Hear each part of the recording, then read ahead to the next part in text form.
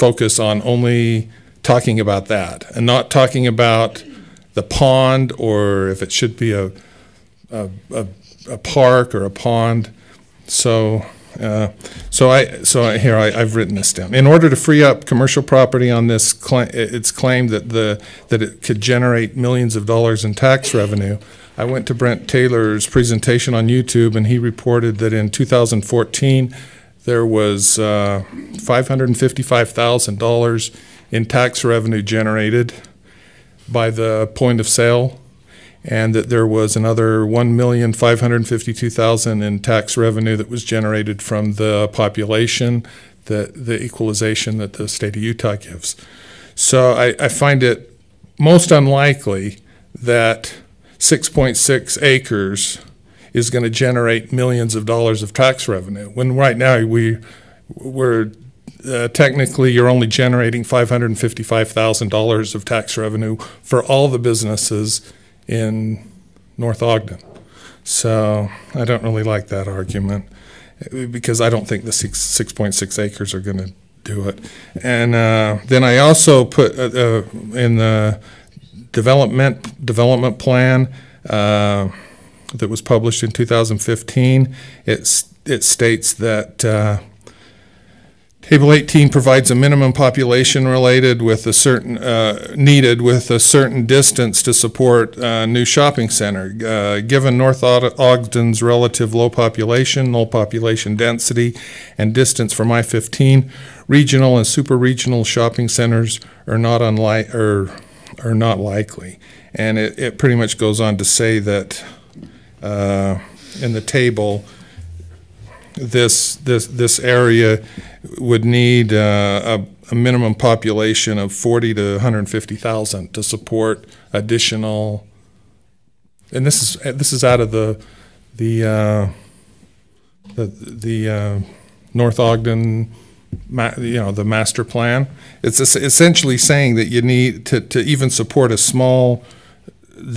small community supermarket or drugstore, that you'd need a population of 40,000 to 150,000, which North Ogden only has a population of 19,000. And you can't really count all the other cities' population in your calculations to try to generate revenue, because those cities are also trying to generate revenue. So really, I think it's only fair to look at your own population when you're trying to generate additional revenue by new businesses. So, and then let's see, North Ogden's general plan, I noticed, has 3 acres. It looked like about 3 acres set aside in the DOR property for a future detention basin.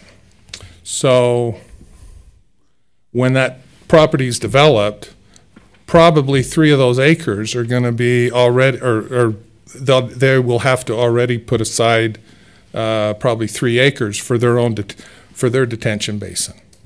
So I thought that was interesting. And then if the property was developed by DOR, DOR would not be DOR would not be responsible to develop this detention basin. I'm sorry, it's in their develop. So the DORs, when they develop the property, they're going to have to come to you with a plan how they're going to handle their water. And luckily, you guys just recently put in piping for them. So when they do develop that 39 acres, you can give part of the fees that they would have to pay would help pay for the piping and everything that's already been put in place. So that's not really a loss if you want to think of, oh, we've already spent $600,000. Well, they would end up having to pay it when they do develop that property. And let's see, I also wanted to point out that the 1.3 million, 1.32 million that the city is going to pay for that 6.6 acres in fees. In that agreement, when I was reading it, it said that DOR could sell those to other developers. So pretty much, he's not going to wait till 2042 to sell and get his money. He's going to start selling. If I was him, I'm sure he's a great guy, but he's going to try to figure out how to get his money sooner than 2042. And the way for him to do that would be to sell the impact fee waivers that he's given, and it says in there that he can sell them. And I'm sure developers are going to want to buy them. And especially if you raise the fees, now he could sell his fees for a discount and get even more money. So I think that the project costs, I'm not sure how they were. So I looked at those project costs, and they're like $7 million for the pond and nearly $4 million for a grass park.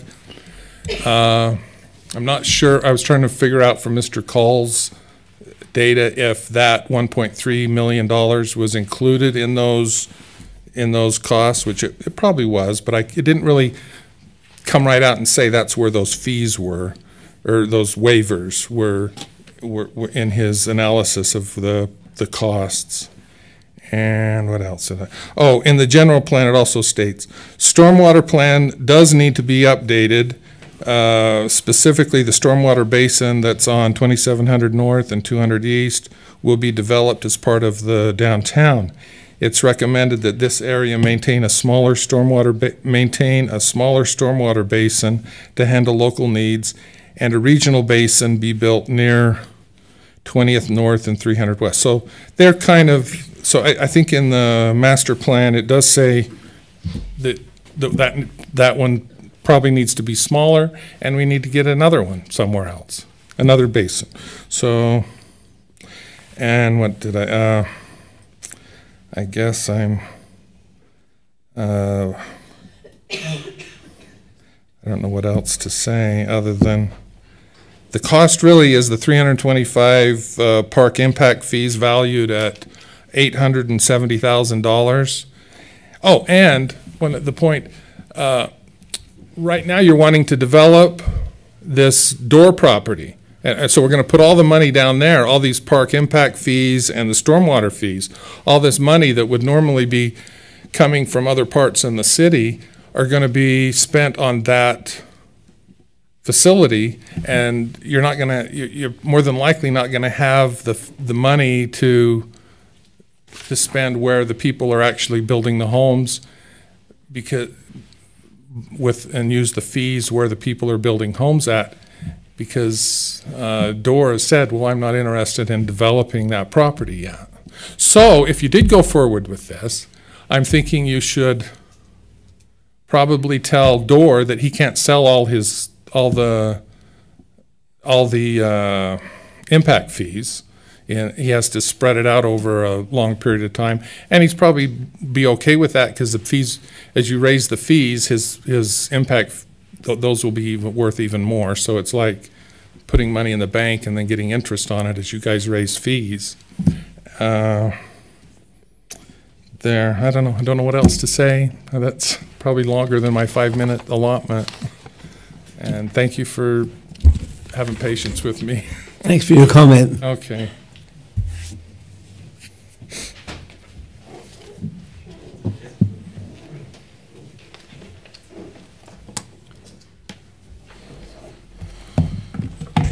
Julie Anderson, 940 East, 2600 North. I want to take a moment to thank John Call. He spent about an hour and a half with me today trying to explain this. I still don't fully understand it. He knew when it came out, I was like, what? But I did get some things out of it that kind of helped me understand some things. But I wanted to share with you some of the concerns I still have with this particular agreement. The first thing that I noticed was it says, the ranch has a desire at some point in the future to develop the property. It owns it approximately. And as I got looking through it, they've basically put what I call a sunshine date on it of 2043. I actually think that's too long, because there are so many changes that are going on in our city right now that I think we need to put it out maybe 5-6 years and then say, you need to come back in and rediscuss this with us when it comes to actually developing his piece of that he's where the land isn't being put for the pond. I also noticed that it puts in there to construct a fish pond, park, and or secondary water storage. I would like to see any record of fish pond or wading pond removed, because we actually did vote that down and just put park. I understand that this is going to be used for stormwater, and so it's the water's got to go somewhere. But I think we could honestly put a nice little stream through there and allow the water to run, which would allow us to still have the land that is our portion of it for our stormwater, and would not require so much maintenance. Other than, as I got looking further through the document, it was required that we were to keep it from being unsightly and weeds growing on it. Have you guys been down to that pond lately? It's full of cattails and weeds. It is. You can't even tell it. We actually rented land from Tom Chambers when he owned it, and let me tell you, it was a pristine little piece. It had grass all the way up to it. We would go down there to feed our horses, and you would see his deer and his animals would be grazing around that particular pond. I don't think it's the city's responsibility to do too much maintenance just because Mr. Opeiken would like it to look pretty. He's making the decision to make this land swap with the city, and as such, we then become controllers of it. We obviously would, if we was a stream running through it, you would obviously have to do some maintenance because you don't want it clogging it up. I just had a friend who has an irrigation ditch going through her house, and she had to wade in and clean out some of the debris because the water backed up and wasn't moving. So there would be some, but I don't know that it needs to be this, big deal about how much we actually do it. And then the third thing that I wanted to talk to you about is in number 9, it's tied to the land, which I actually love. I like that developers' agreements are tied to the land and not to the developer, because we just never know what a developer is going to do. He buys the land, he can turn around and sell it maybe and make an additional $200,000, who knows, on the land. The thing that bothered me, however, was the ERUs are not tied to the land. They are actually tied to Mr. Opeiken's. To me, if you're going to tie a piece of property with a developer, you tie it all. In other words, and I have heard that actually he's in the process of getting ready to sign and close on this piece of property to Johnny Hansen. And so Johnny Hansen should then get the ERUs. He should use them in a timely manner. We're seeing a great deal of growth starting to go out there. We talked about when Maverick went in, that 2550 hadn't reached capacity. We're going to start pushing, with this development, we're going to start pushing traffic onto 2550. And so we need to make sure that these ERUs are tied to that particular land. That's just my personal opinion. I think if you're tying the land, you tie it all the way across. And that's why I think you should put a clause in there that says it must be developed by a certain time. Because as they start developing land down 2550, where right now it's just open pastures, they start, and for some reason Pleasant View seems to like apartments and townhouses, we're going to see more and more traffic going to be put onto roads. And so I would like to see that we actually make sure that we do that. I think we need to start tying these developers' hands just a little bit. In 2014, this was the main headline. I'll turn it around this way so you guys. This was the main headline that hit the newspaper. North Ogden, no more favors for developers. And I know this was a different situation, but it did involve utilities. And so we need to start making sure that these developers are paying for what they get. John did explain some about the utility that the city is covering, and I understand that. Do I totally agree with it? No, but I understand it. And so I think as we go into this development agreement, one of the things that needs to be made clear, which I don't think is made very clear in here, at least in my view as a citizen, is that this development is purely for the part that the city owns, which is, I don't know how many acres, I don't remember off the top of my head.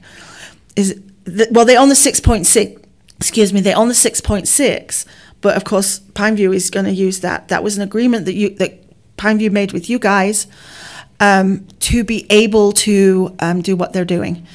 And so I honestly think we need to make this very, very clear that this is purely tied to the recreational piece, I guess is what you would want to call it. The recreational, whether it's 1.6 acres, 3 acres, it doesn't really matter. That we make sure that is very, very clear in this agreement, that it's, it ties into that totally, so that we're not all going, well, wait a minute. What is this? Is this Pineview's part? Is this our part? This is what this is. And I understood what John told me about that, in that the city wants to be able, because we need water that has to go downhill, and we need to move the $2,700 basin in order to use that up for what is put on the city planning. I think what we need to make sure that we do is that when we do that, now I've lost my train of thought. I should never get off thought, because then I go all over the place. But I think basically what I'm trying to say is, when we tie this, I was going to say that the city wanted to make sure they had the land to be able to build the stormwater basin. That I fully understand. That was most probably the first time a bell went off in my head. Oh, okay. I think we need to make that very, very clear in this agreement, that is what this agreement is to tie it so that it can't be sold in future ones. But I would like to see a sunset much sooner than 2043 on this. I think as the city grows, we're just not going to know what's going to happen. So that, and tying everything to land, the ERUs and everything. I don't think anybody should benefit from all of this except the city. Thank you. Thank you for your comment.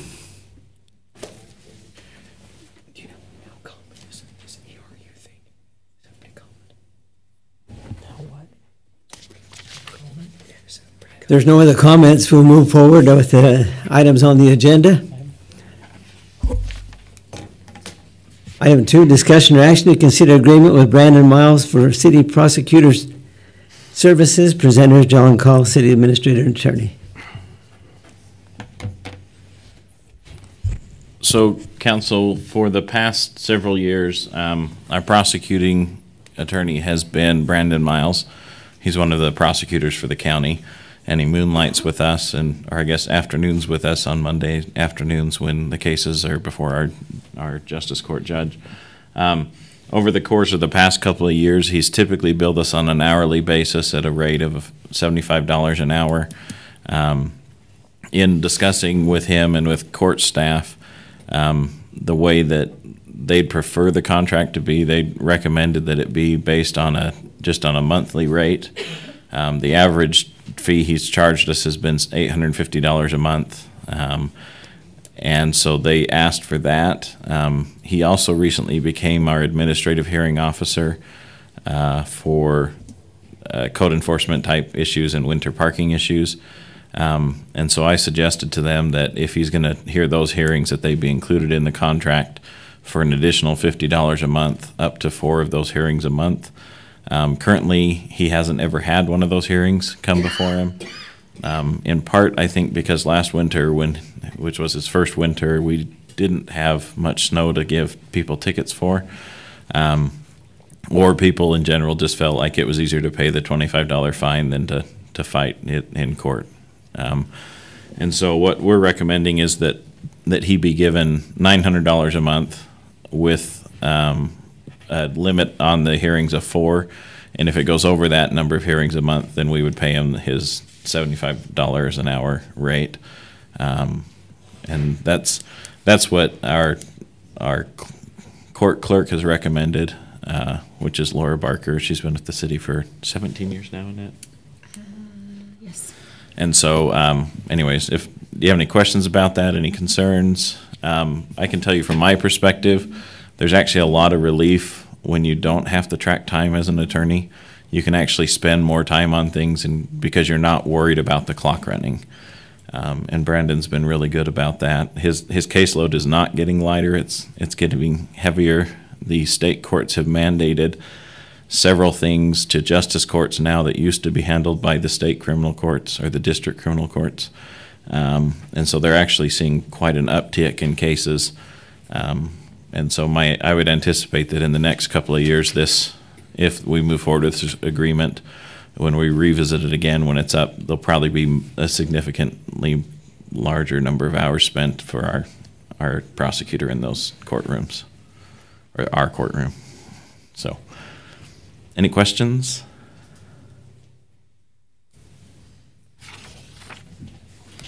Question, discussion from the council?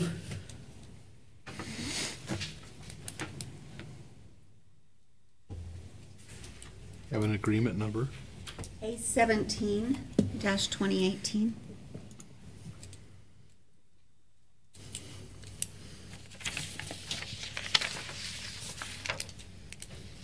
Mayor, I'll move that we approve agreement A17-2018 with Brandon Miles for city prosecutor services as discussed. It's been moved that we accept the agreement with Brandon Miles for prosecuting services. Have a second? Second. Second. Third. Any other questions or discussion? Begin the voting with Councilwoman Stoker, Yes. Councilman Swanson, Yes. Councilman Barker, Yes. Councilman Severing, Yes. Councilman Turner. Yes. Motion passes. Next item is public hearing to receive comments to consider an ordinance amending the maximum allowed lot percentages for R1-12.5 and R-1-10 zones. Our presenter will be Brandon Bell, our associate planner. Good evening, Mayor and members of the council. We received a application to change the allowed lot coverage percentages for a couple of zones at the July 18th meeting, and that was followed up by a formal application. The applicant is with RW Custom Homes. What the lot coverage percentage is that for our single-family home zones, we have a requirement that that there's a maximum allowed percentage of the lot that can be covered by buildings. And so in the R1 12.5 zone, well, I'm going to start with the R18. In the R18 zone, that's 35%. When in the R1 10 zone, it's 30%, and in the R1 12.5, it's 25%. Where this comes into play is when staff reviews building permits, the applicants are required to provide us square footage of the building footprint, and then we calculate that and make sure it's at or below the maximum allowed percentage. So the Planning Commission has considered this and have recommended a change. A couple of things for you to consider in considering this ordinance are the first, as it currently is, the range is of, if you notice on the second page of the staff report, I put together a table that shows you the range of building footprints that are allowed at that maximum percentage in each of the zone.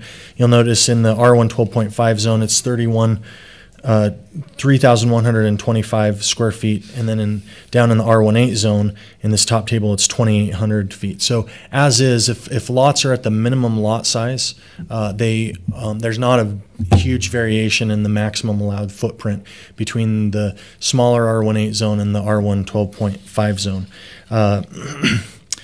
Let's see. The ordinance amendment that's been recommended by the Planning Commission proposes a change in the percentages with the resulting allowable buildable area for building footprints in the following zones. So what they've recommended is that this be changed to 35% for all three of these zones. In reviewing the recording of that meeting, there were two reasons that were given by planning commissioners for this change. The first was given by Commissioner Thomas, stating just for the simple purpose of consistency, it makes it easier to administer that ordinance and for developers to understand it and make sure that they're shooting for the right target. And then the second reason was given by Commissioner Mason, who stated that he wanted to prevent unanticipated possibilities, and what I believe he meant by that was that there's occasionally, most applicants don't go up to this maximum, but if you don't have a maximum, then, you know, a property owner could come in and build a home that's much larger than is typical for the zone and outside of the typical range of expectations, I guess you would say, for the other property owners in that zone. And so the recommended percentage by the Planning Commission is 35% across the board for all three zones. There just for the sake of providing, you know, an alternative, we've included, you know, so to compare and contrast, another alternative would be to up the R110 zone to 35% and the R112 to 30% instead of 35. A couple of final things to consider in this are that the ranges of square footage that I've given you are based on in the tables are based on the minimum allowed square footages, or the minimum required square footages for the zones. We occasionally get lots that are significantly larger than that, and so you'd get you know, much larger structures, but at the same time that would be mitigated by the fact that they still can't exceed a certain percentage of a lot. Another perspective to consider is that this maximum allowed building square footage on a lot covers both accessory buildings and main dwellings. And so when we receive a permit for an accessory dwelling, we will go to the applicant and either check the county records or ask the applicant and say, we need to know the building footprint of all existing buildings on the lot so we can make sure that this accessory building doesn't put it over the maximum allowed percentage. And so this percentage is for all buildings on a lot. And so it applies whether you're talking about an accessory building or a main dwelling. They just can't go over that percentage for all of the buildings on the lot. And then a final perspective to one thing that might be worth considering is that it doesn't have quite the same purpose, but it ends up doing the same, affecting this issue as well, which is that we have a 50% maximum vegetative area. And so the greater percentage of building that you allow on a lot, what we typically see as non-vegetative area that cuts into that 50% maximum vegetative area is buildings and concrete. Those are, and the understanding being that the original intent of the ordinance is to minimize not minimize, but cap the amount of the area on the lot that doesn't drain. And so the vegetative area drains, whereas obviously buildings isn't drainable area. It reduces the amount of the lot that can drain. And so the more you increase the building footprint on the lot, the less applicants have for driveways and other concrete. And that's something that, I don't see it being a big issue, but it's always possible that we might run into more issues with people having more concrete than is allowed because they have less area to work with for concrete. So I think that covers most of my concerns. There's a couple of criteria and guidelines to consider from the general plan and some questions to consider. Are there questions that the council members have for myself? I got one question real quick. When this discussion's come up and when they're talking about changing the size of the lots, and I mean not lots, but the building and then the hardscape, do they talk about talk about green space? Is that just green space, or does it talk about if they use pervious concrete, or is it just green space and not pervious concrete? It specifically references vegetative area in our ordinance, and so we understand that to mean area where vegetation can grow. Right. Yeah. Did you have a question, Councilman? I had, as I looked over this, I had a couple of thoughts. Does this affect setbacks at all? It does not. It does. Does simply put, it affects building size is the shortest way. So, But we're not looking at reducing setbacks from property line or anything like that. No, but one way of answering that question is to say it doesn't reduce or impact in any way the setbacks. But if you we have what we call the building envelope, which is if you take all the setbacks and draw lines where they're at on all sides of the lot, that's where you can build inside. But even according to the setbacks, but the 35% ends up being an additional restriction on top of setbacks. So we may fill more of that building envelope. Yes. Okay. The other I had was, I think you answered with Carl, is that we're not reducing the 50% vegetative area, correct? It's not being proposed in this ordinance at present. Any other thoughts or questions for me? This is a public hearing. If anyone has any questions of Brandon on this particular subject only. Meg Sanders, 2915 North 875 East in North Ogden. So I noticed that property is some of the zone that are R1-12.5, whatever. And you said an applicant put it in. Can I ask who that applicant was that asked? It's RW Custom Homes. RW Custom Homes. And that's you? Okay. Thank you. Just to clarify a little bit more, by the way, I'm Gene Stevens, 1825 Far West Drive, here on behalf of RW Custom Homes. The recent history in North Ogden, to a certain extent, is that people are going over the 25% on a regular basis. And I think I have a reason why that is happening. As a builder, as a homeowner, as a real estate agent, most subdivisions are controlled by the CCNRs, and the CCNR contains minimums rather than maximums.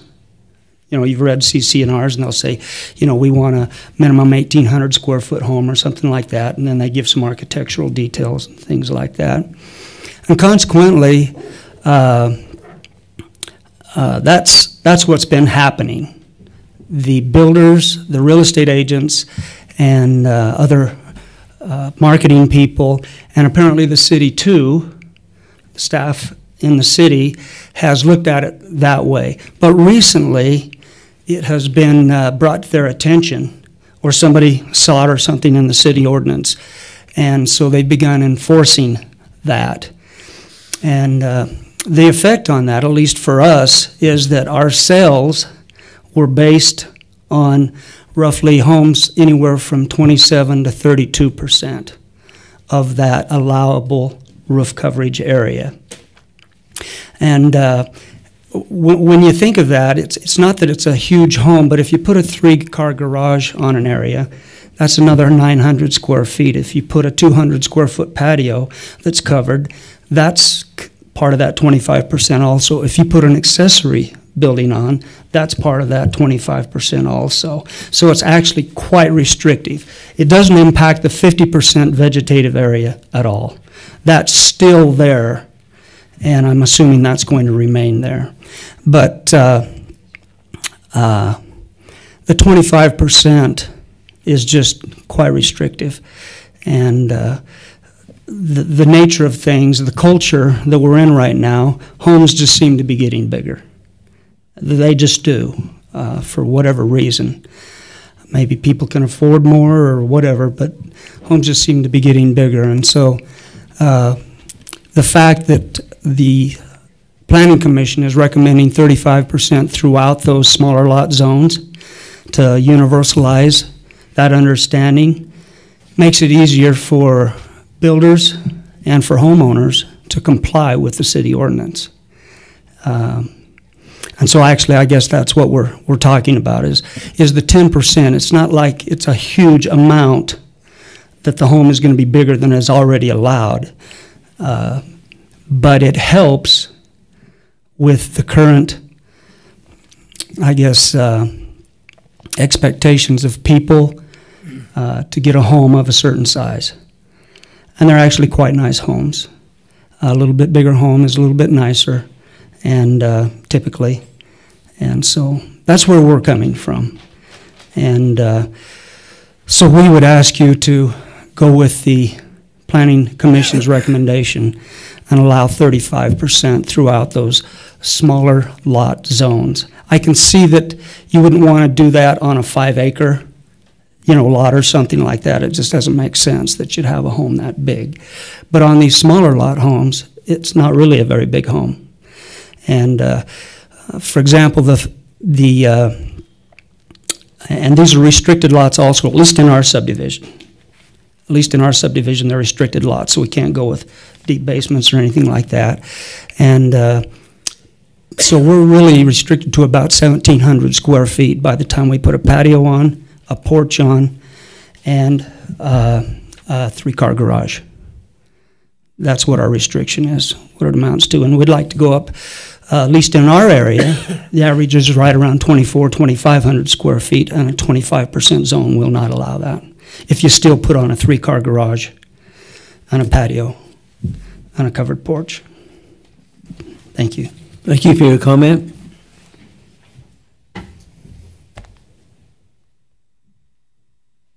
Do I do it again? The whole, okay, Meg Sanders, 2915 North 875 East. I don't really, this is my first foray into this, but I just have a couple of questions considering what's happening in North Ogden right now.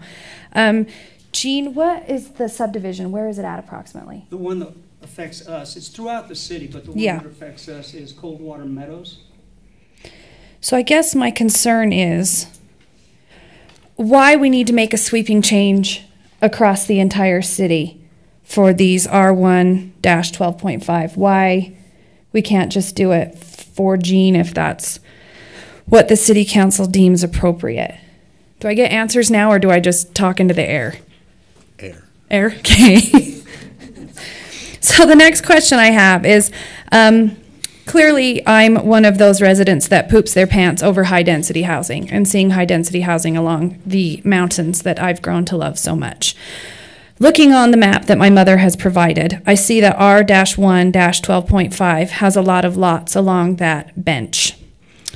And I just wonder, considering the field trip going on Thursday where high-density housing is a possibility, as spoken about in the Planning Commission previously, I think it was on the 7th, I'm not entirely sure. I want to know if we up this up to 35%, does that include high-density housing? If Randy Marriott gets the zoning changes that he wants, or if this R-1-12.5 is strictly for single-family homes. Yes? Okay. So I guess the biggest question I would have is, why does this have to be across the city that we make this change, as opposed to a developer that came and asked and stood before the city council? Shouldn't all developers that want this come and ask the city council for their approval? Can I respond to that? I responded to you. Sure, okay. So you got the same answer I probably do. The reason we're doing this is we applied as a text change to a citywide ordinance, and that's the reason. The ordinance covers the whole city, not just for our behalf. It covers the whole city, and so when you change the text of an ordinance, it applies to the whole city. So that's the reason. It can't just say our development. I guess we could, but then it wouldn't be a zoning change. It would have to be a favor. Thank you.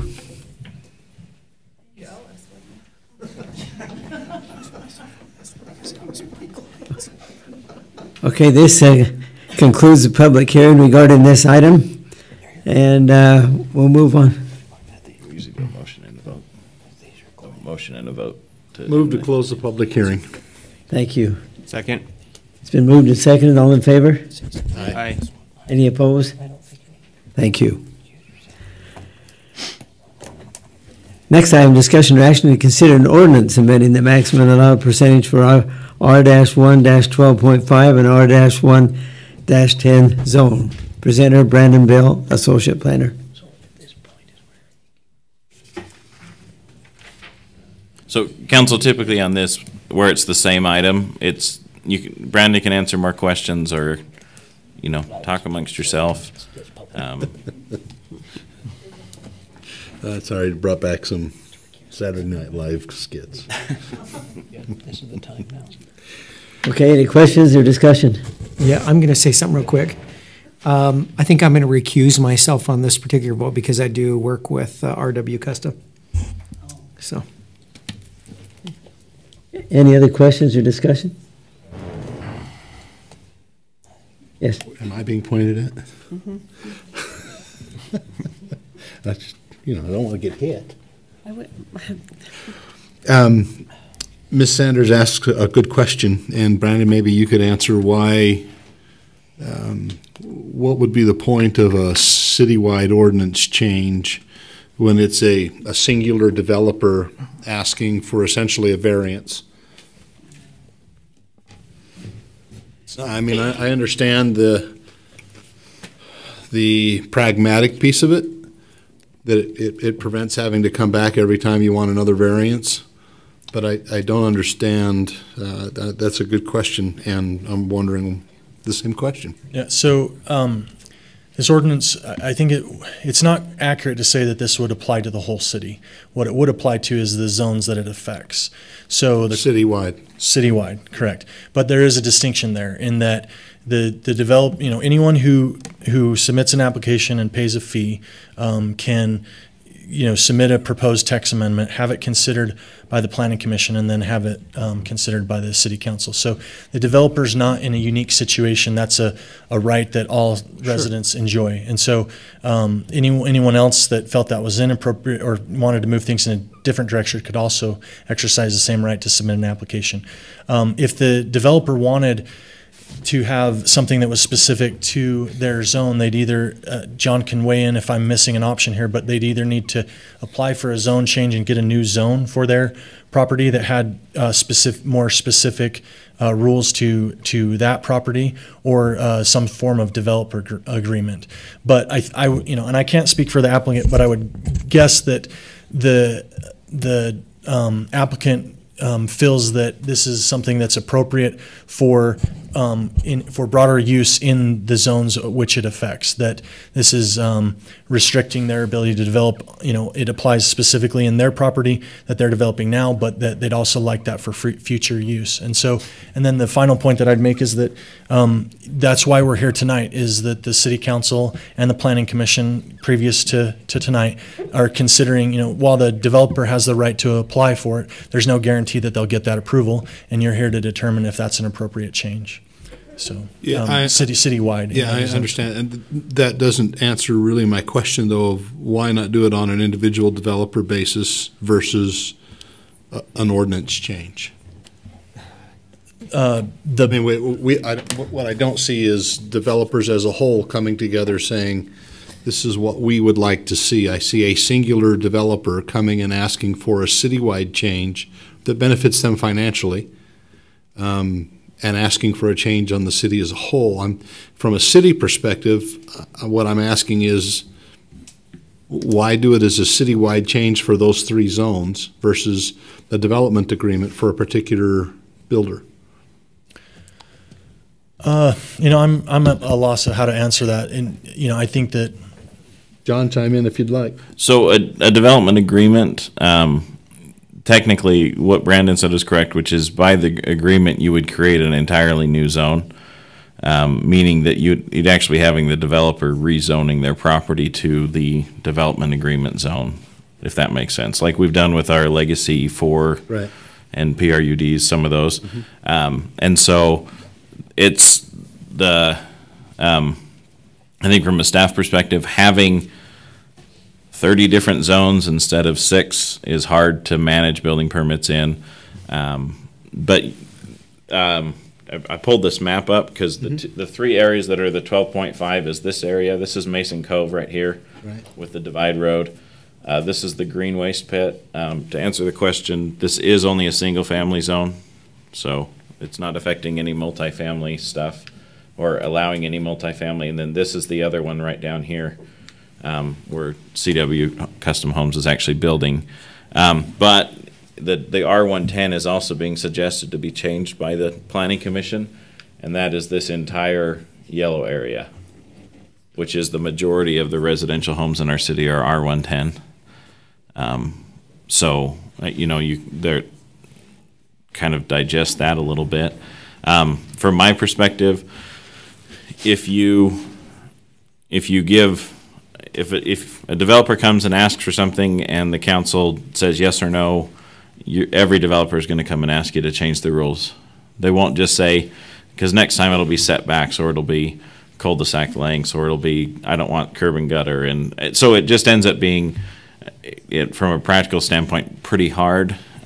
Most people would recommend that something like this be changed across the city so that everyone's operating under the same rules, just because it keeps everyone on the same playing ground, level playing ground. My guess is that there are homes up here that exceed the percentage, although some of those Mason Cove homes are pretty deep lots.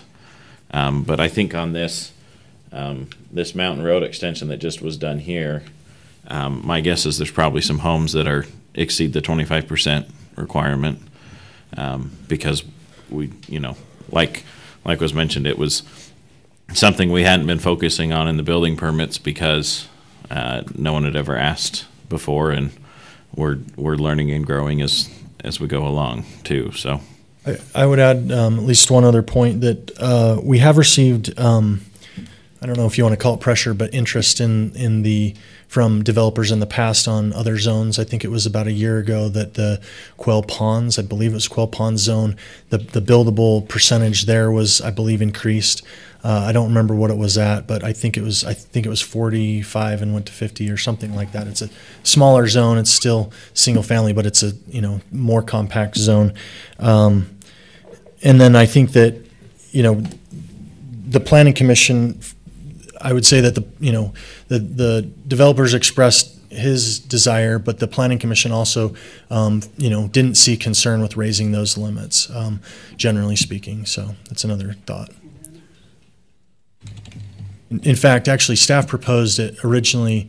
I think we proposed the third table where it's 30% in the R1 12.5 and 35 in the R110, and the Planning Commission upped it to be straight to 35 was their recommendation. But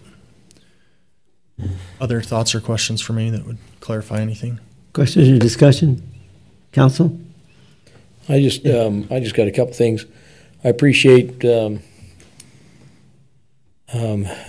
Severing saying that he's recusing himself because he works with RW Homes. I just this is across the board, though. It's not just singular, so you don't need to, but I appreciate you feeling that way. I also think, it's been talked about how things changed. When I built my house, I'm in our R110 zone. When I built my house, it was popular. It wasn't, 3-car garages weren't popular.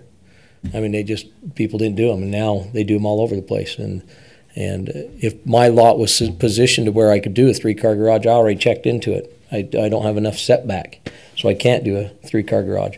But I'd love to do a 3-car garage. I already got plans in my head of adding onto the back of my house, and that's the only place I can add on is on the back of my house. And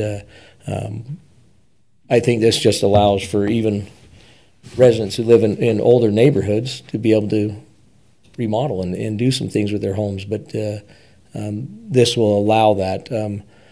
The maximum square footage of a home, 4,375 square feet. That's a big lot. That's a big house. That's counting the patio. That's counting the garage and patios. I understand that, but that's a pretty large footprint. But I'm not opposed to the 35% on either of those zones. I'm really not. I think it's a good plan. I think it's a good way to move forward. We're not hurting the green space, and they allow people to do some unique things with their homes. And so that's kind of my thought. And my thoughts, similar. On a 12.5, R1 12.5, that's a 12,500 square foot lot minus your 4,300. You still got 8,000 square feet of green space minus the driveway. I don't really see a problem. Okay. Make it easy for staff if we have a one standard for the city for these 3 zones. Any other questions or discussion? Seeing none, I would entertain a motion. What's the ordinance number? 2018-19. I'll make a motion that we approve ordinance 2018-19 as presented by Brandon, What more do you need? There's been a motion. Do I have a second? Second. We'll begin the voting. Councilman Swanson? Not ready to vote. Can you move on? Pardon? I'm not ready. You have further discussion? No, I have further thinking.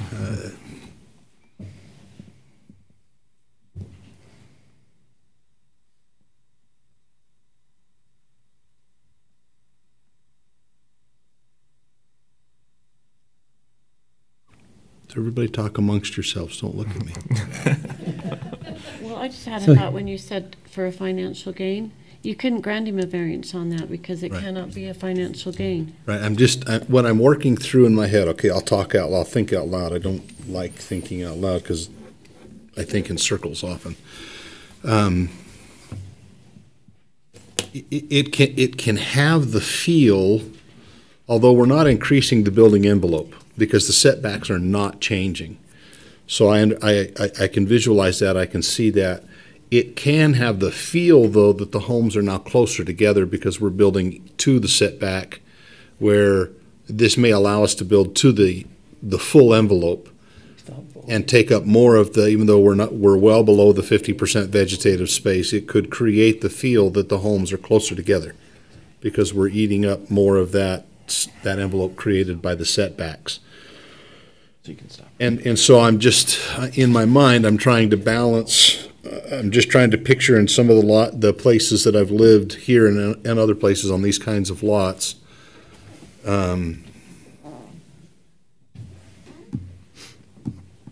See about the circles I was telling you about?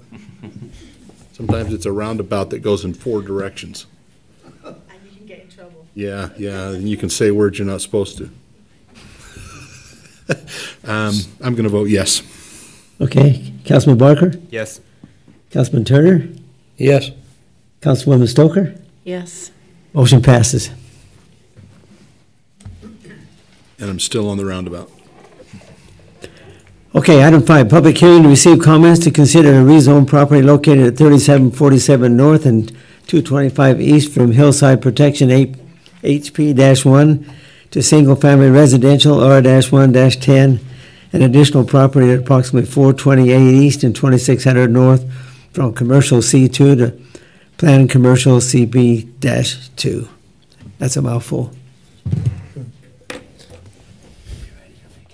Good evening again. Brandon. This is a extremely small cleanup item that I was asked to prepare.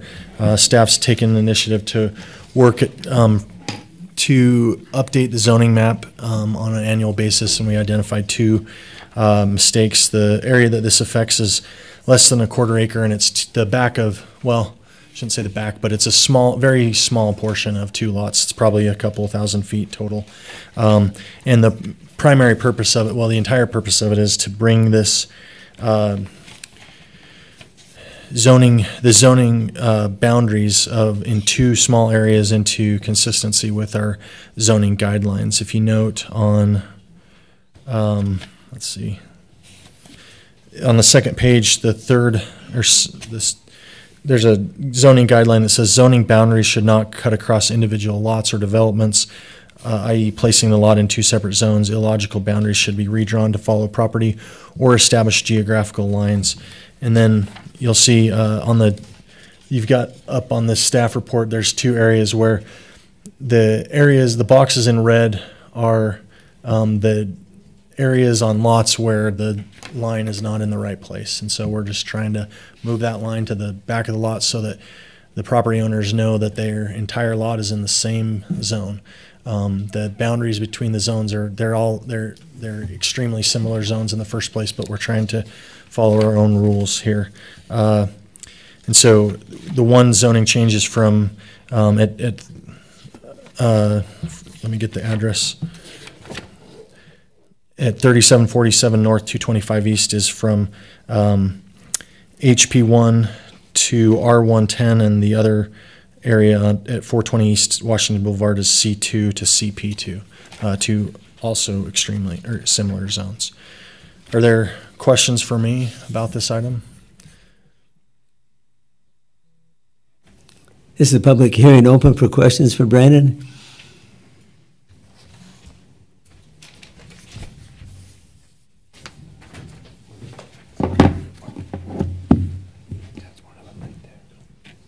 Hi, Julie Sanders, 2816 North 200 West, North Ogden.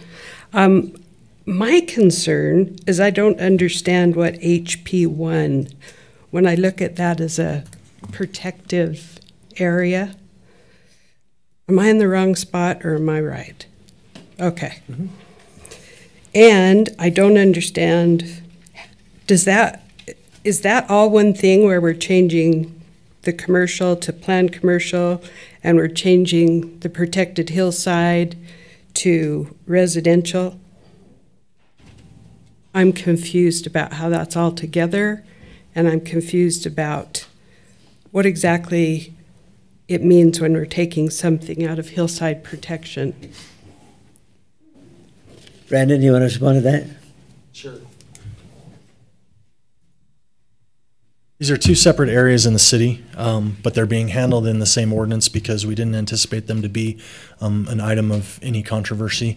And in response to the part about the HP1 to the R110 zone, they're extremely similar zones. They have basically all the same setbacks.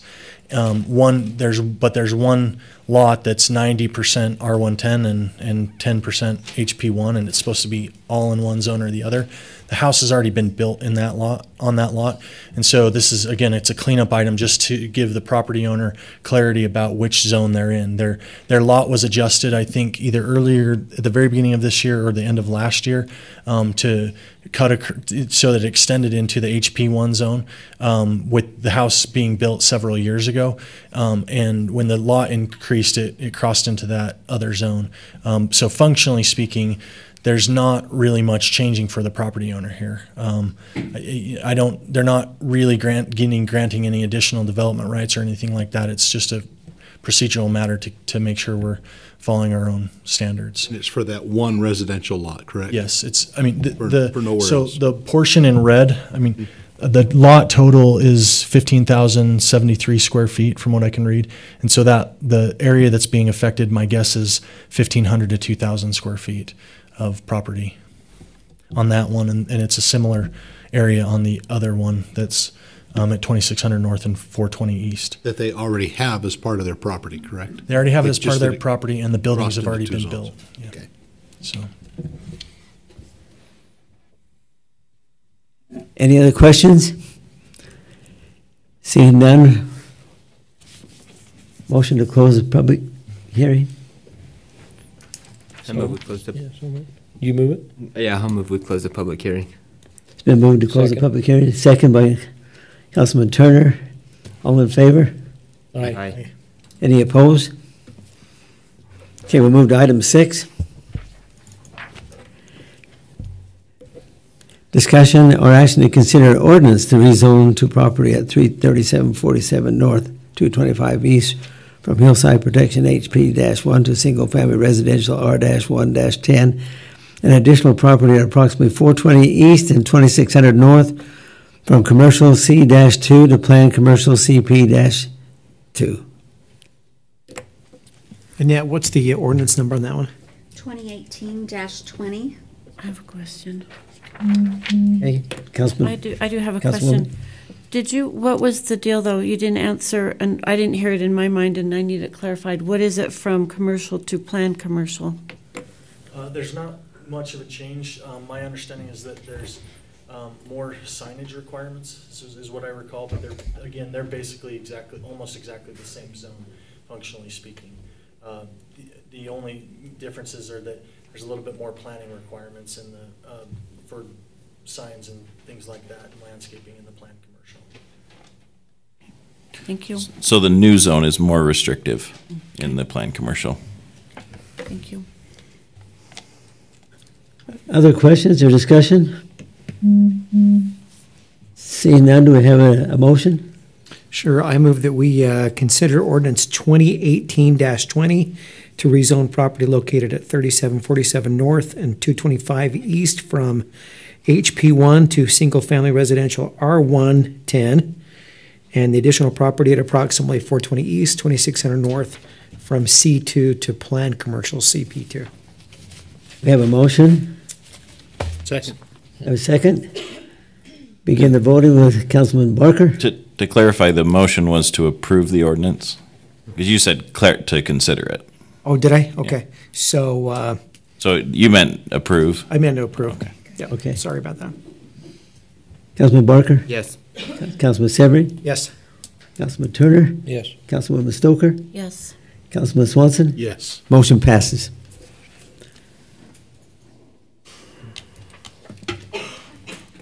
Next item on the agenda is a major project. Item 7, discussion or action to consider agreement between North Ogden City and Double Out Ranch for the purpose of a detention basin and public park. Presenter is John Call, City Administrator and Attorney. So, council, we talked about this in staff comments last week, and about the idea of having this facility broken into 2 separate pieces to help kind of emphasize the important parts of both pieces.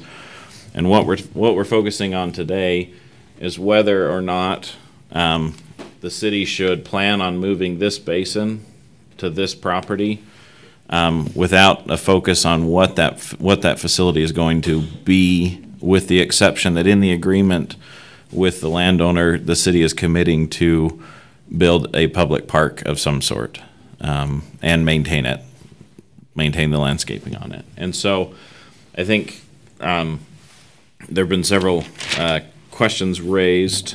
The way this agreement is set up is, instead of the city paying cash for the property, they're paying with impact fee waivers. That's something that's not only anticipated but actually required under the state code. It says that any developer can dedicate what's called it's a dedication in lieu of a fee, meaning they're dedicating some part of a impact fee eligible facility, and then getting instead of having to pay impact fees. And so that's the type of thing that we're looking at here. The idea being that the developer would donate this or dedicate that property to the city, and in exchange get impact fee waivers for parks and stormwater facilities, because that's what the facility will be used for. This is fairly common in other jurisdictions. It happens more often with parks than it does other things, but developers are also allowed to build water lines for cities, storm lines, sewer lines, things like that. That doesn't happen typically as often because they're trying to, they usually stay within the scope of their own project. They don't like to go outside of their project. So probably the first thing for the council to talk about in your discussion is whether or not it makes sense to sell that piece of property for commercial development. And if the council does want to move forward with that, then we need a new spot for the basin. As was identified, the pipeline that's right here has already been installed. That was done based on the Montessori school agreement that the council approved 3 or 4 months ago, as well as the budget for the pipeline that was actually approved prior to Councilman Barker's and Severing's. This was budget year 2017, so it was June of 2017. And so the idea is, do we want to move the pond and let me say basin, not pond. Do we want to move the basin? Not, and if we do, where this is probably the area that makes the most sense for the city, because it's downhill from the existing basin, and it has to be downhill. I guess actually technically it could go uphill, but I'm not sure where would be able to meet it, because this basin here catches stormwater flows coming down 2600, as well as stormwater flows coming down the hill from the existing public works building, the new one. And so it has to be at this point here or further downstream. Let's see, a couple of things that were mentioned. There was a comment that the property owner who owns this 40 acres will need to put their own detention on this property. They actually can't use this basin for their own detention because the elevation of the basin will be too high. They can't get the rain to go uphill, essentially. So more than likely, they'll be putting detention areas on the western edge of their property, which is the lower side of their property. And because of that, the developer doesn't benefit at all from the piping that was installed by the city. That's essentially a city cost only. There are some things that the city is going to do that the developer would benefit from. For example, as is common with developers, when you build infrastructure, sometimes you're laying a line that someone else can tie into. Because there are a certain minimum capacity or minimum size line that you have to lay per our own code. So a good example is, in order to put a restroom in this area or on this property at all, we have to get water to the property and sewer away from the property. So the city will be installing an 8-inch water line from this property line to the building, as well as a sewer line from this facility all the way down. If the developer needs those to be upsized, then they pay the upsizing cost. But the understanding is, if we're going to build a park, we need to be able to run our sewer out. A good example is there's a sewer line leaving Oaklawn Park from our bathrooms that goes quite a distance to the west until it connects into Fruitland Drive, that the city's paid for, and eventually a developer will likely tie into it, assuming those properties develop as single-family homes. There is some stormwater piping that will go in this street, but they won't be city stormwater piping because we don't need that facility for our park. What we do need is stormwater going to the north, because when the storm flow in this basin empties out the outfall line, it has to go back in and tie up to, I say up, it ties north, it's actually downhill, obviously, into a storm drain line that we already have there. So the two facilities or I guess in theory the developer can also tie onto this line if there's enough capacity in it, but if there's not, then they'll have to upsize the line to make it work.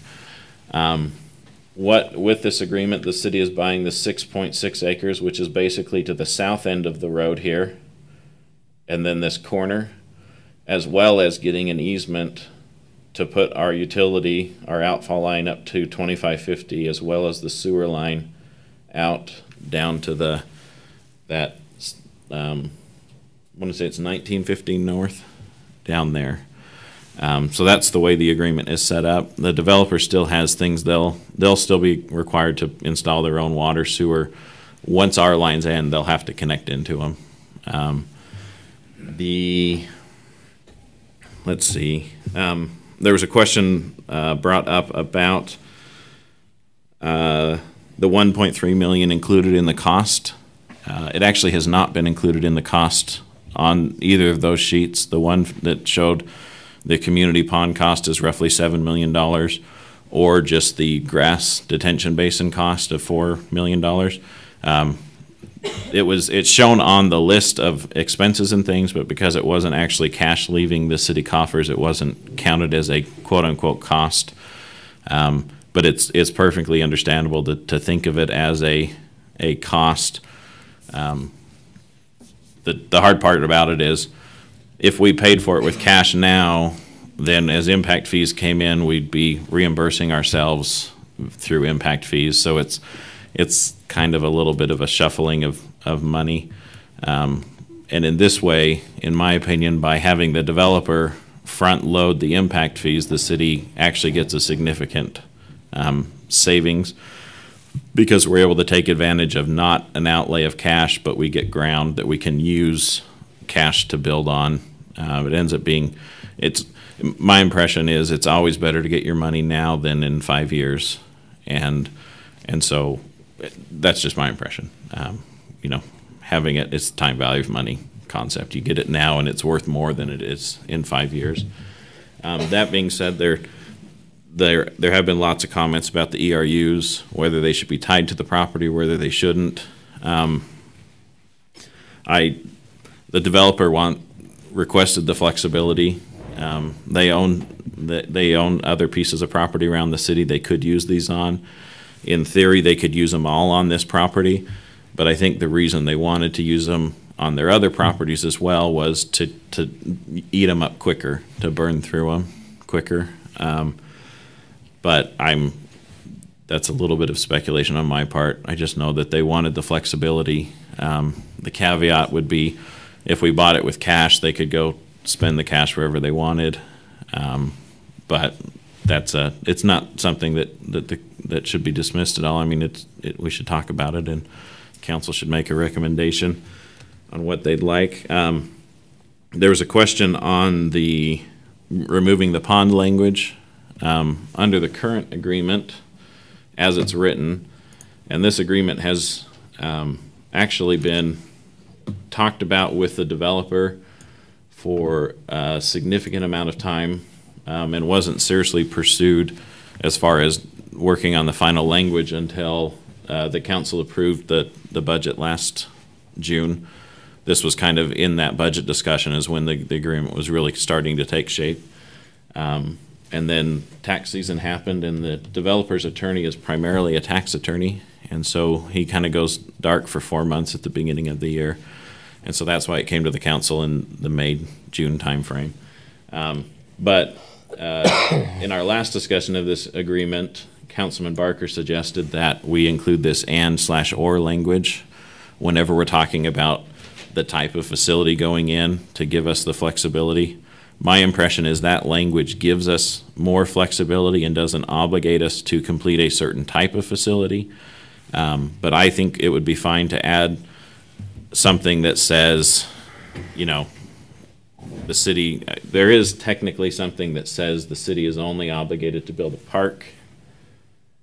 It is, it's this language right here in paragraph G that says the city shall cause a detention basin and public park to be constructed on the property. It doesn't define what type of public park. Obviously, council's aware of the types that have been submitted. But I think the language gives us more flexibility as opposed to less, but I'm open to any suggestions the council has on that. There are two other components of this agreement that no one's focused on, but I think it's important for council to understand the reason they were included in this agreement. So this is 2100 North right here, and there's a section of 36-inch storm line that hasn't been installed on this property or along the south end of this road to this corner. Back in late 1990s or early 2000, the city reached or entered into a handshake agreement. I hate to say it that way, but from what I can tell, that's what it was. Where the city put in our Randall Reservoir. So this is 2100 South. The Randall Reservoir's here, and we needed to run a water line to it. And so we took the corner of this property to get the water line there, and at that time promised to get this pipe in eventually when it was needed by these landowners up here. The developer actually, or the landowner actually owns this piece, or maybe it's just this piece. But obviously having that done at some point in the future is beneficial to that piece of property.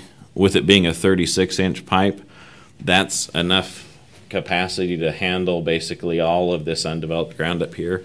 So it's a piece of facility the city would have been doing anyways as part of our stormwater capital facilities plan, which there again is an impact fee qualified expense. So in my mind, I don't think the city's committing to anything that we wouldn't commit to now, and where it was promised in the past. It's just catching these kind of agreements and putting them in writing. So that's a reason to do it now, in my opinion. The other one is there's the Northampton Phase 7 and 8 project. So this is Mountain Road and 2600 North. And then this piece of property is being redeveloped right now to match these homes as far as it's an R110 development. There's a lot of groundwater in this area, and the developer was asked by the neighbors to not put a detention basin in that southwest corner of the property because this home is already having water issues, and they had concerns with that. So the agreement is the developer will be running a stormwater line from here all the way to this intersection, which is the 1175 East property. Where's that 1075? It's 1125. So the developer will take it to that point, and from there, the city's committing to install the pipeline to get it into a new drainage channel. The city actually owns, just pull this back over since we're close. The city owns a detention basin right here at the back of Oaklawn Park. That there's two ways the stormwater could go from this point, which is where the developer will run the water to. It's either to this channel and down through Barker Park, or down to this basin. The city engineer has recommended it go to the basin behind Oaklawn Park because it ends up in a different drainage channel and has better restrictions and detention capabilities as it leaves the city. That channel ends up down in Mud Creek Basin, which is almost the largest basin in the city and has the most capacity. It's kind of built to be the last stop before the water goes into Harrisville. And so there have been talks with these landowners on just paying an upsizing cost to get the water across the street and through their property in exchange for detention on their property. So anyways, in theory, this is part of the agreement as well, but the city's going to install, 30 or 40 feet of pipe to meet our obligations under the agreement. And it reads like we're committing to a lot more than that, just if you don't understand the scope of the project. So I wanted to make sure the council could see on a map what is actually being suggested. Let's see. Any other questions? Have I missed something that the council wants me to? Oh, there was the discussion of the time frame on when the development needs to complete their stuff by. My impression is that if we shortened it to 5 years, that would not be enough time for the developer, because then they would lose their, for what I would call their guaranteed density. Right now, the agreement sets it at 20 units to the acre, which is about what the village at Prominence Point has. In fact, this agreement is based on the similar type of things that the council approved for the village at Prominence Point, with the exception is the buildings would not be quite as high. There's some increased height restrictions, as well as some increased green space restrictions, and I think where I was going with that. Oh, but 5 years is probably not. It could be, but as you've seen from the village at Prominence Point, those projects don't always just take off and go. So I think giving them some extra time to get the property done. The general plan does put this property as medium density, which is up to 18 units to the acre. Going an extra 2 is not typically going to be seen as too far outside of that. The caveat is to that comment as well is also, the developer, we have currently received an application for the lower half of this property that would be about 10 units to the acre. So even with this discussion going on, the developer, and I believe it is John Hanson who is working out a deal with the property owner, is seeing that there's more value in a townhome product than there is in a denser unit. So right now that's for approximately 19 acres of the property. So with our basin and that townhome project, that would eat up about half of the project, or half of the property that the landowner has there. So the density is not going to, at this point, we don't anticipate the density will be as much as this agreement even contemplates, but that's, something for the council to talk about. Any questions? Anything else? I have a question, John. So explain, like an ERU, what would be, is there can you give me like a specific monetary amount to a ERU? So a park ERU is $2,600 or $2,677 is what a park impact fee charges. Okay. And an ERU is an equivalent residential unit. An ERU means a single family home. So that's typically when you're talking impact fees, that's what they reduce everything to, is what a typical home does. With stormwater, and the reason it's shown in both square feet and ERUs is that's a little more complicated, because if you're talking multifamily housing or commercial development, you're talking about the number of square feet that a property has of impervious surface. And if you're talking about a house, you're talking about every house counts as its own ERU. And so that's why both numbers are there, with the understanding that every home is roughly, in our current impact fee system, set up as 3,000 square feet of impervious surface. And so that's how it kind of compares to the square footage on the storm water, if that makes sense. So how much would, just out of curiosity then, under the ERUs for parks, 2,677 times 325? Yes. That equals 1.2 million, right? It equals 800 and $70,000. And then if you were doing the, and so then to get the other roughly $500,000 or $430,000, that's where the stormwater impact fees come in. So the stormwater impact fee, between the two of them, it ends up equaling roughly, it's actually, Julie Anderson did the math for me today, and it's 1.318. So it's $1,318,000 as opposed to the $1,320,000 that the property's worth. But there are other, there's those building fees in there. One person said that those building permit fees were worth $22,000. I just guessed. Yeah, they're actually, so each building permit is worth about $200 or $2,500, so it's not insignificant, because you're just looking at plan check and inspection fees. That doesn't include all the other impact fees, because anything that they build here will still need to pay water impact fees, sewer impact fees, transportation impact fees. So it's not waiving those; it's only waiving the things that the city gets at kind of a discount because we're paying employees to do the work as opposed to paying cash out to somebody, if that makes sense. I guess my curiosity is, did we get some kind of an appraisal for 6.6 acres? Because it doesn't seem like 6.6 acres would equal $1.3 million in value.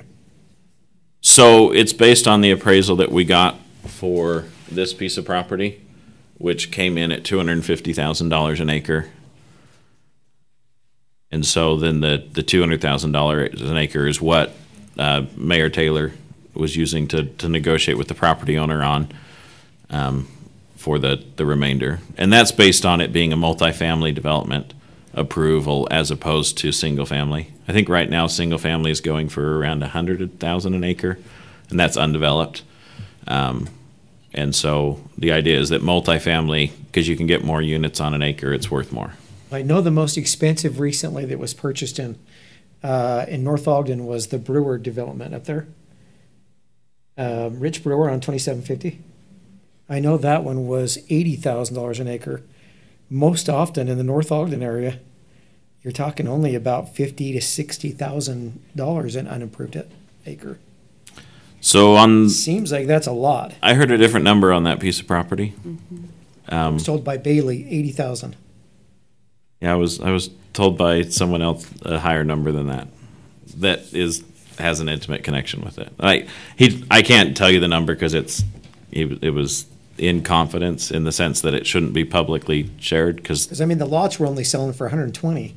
and they had 80,000 in cost plus about 30,000 per acre or per lot for improvement. So that would have been a really small margin in profit. My understanding is most developers actually operate on about 15% profit margin. Unless they get a really good deal on the land, they actually really, their profit margin is usually quite small. But I know right now the Village at Prominence Point, the commercial pads out there are being marketed at $14 to $18 a square foot. Yeah, commercial usually is a little bit different, but I mean, as I've sat down and looked at that, it just seems like a lot. Seems like a lot.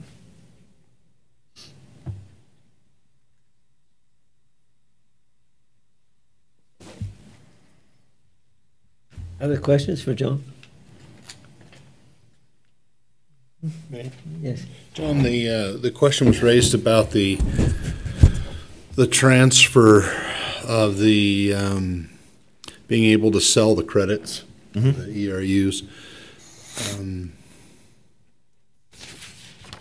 Is there a way to tie that to the developer that would enable him to use those on his other developments, other pieces of land, not necessarily to that parcel of land, but preclude the selling of it to other developers? I would say if you were going to do that, then you'd want to restrict it to other developers on this same ground or the same developer in other parts of the city. That's what I'm referring to as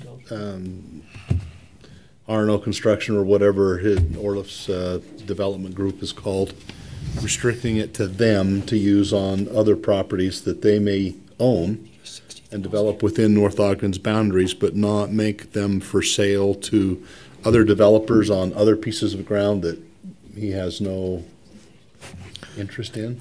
I mean, I think we could add some language that would allow for that.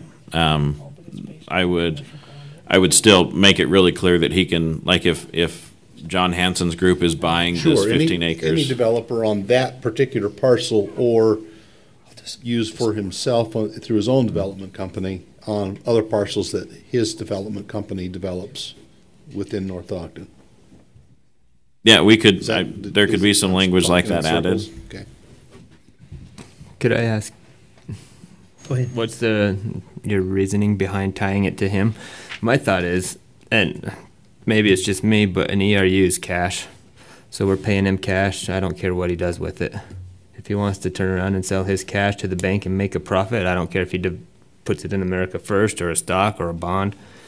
If we give him ERUs as cash, they're his money to spend. And that's my thought. Yeah, I hear exactly what you're saying, and I think the concern that was raised is more about enabling some other developer to do something in an area that we don't necessarily want to have happen because they purchased these credits.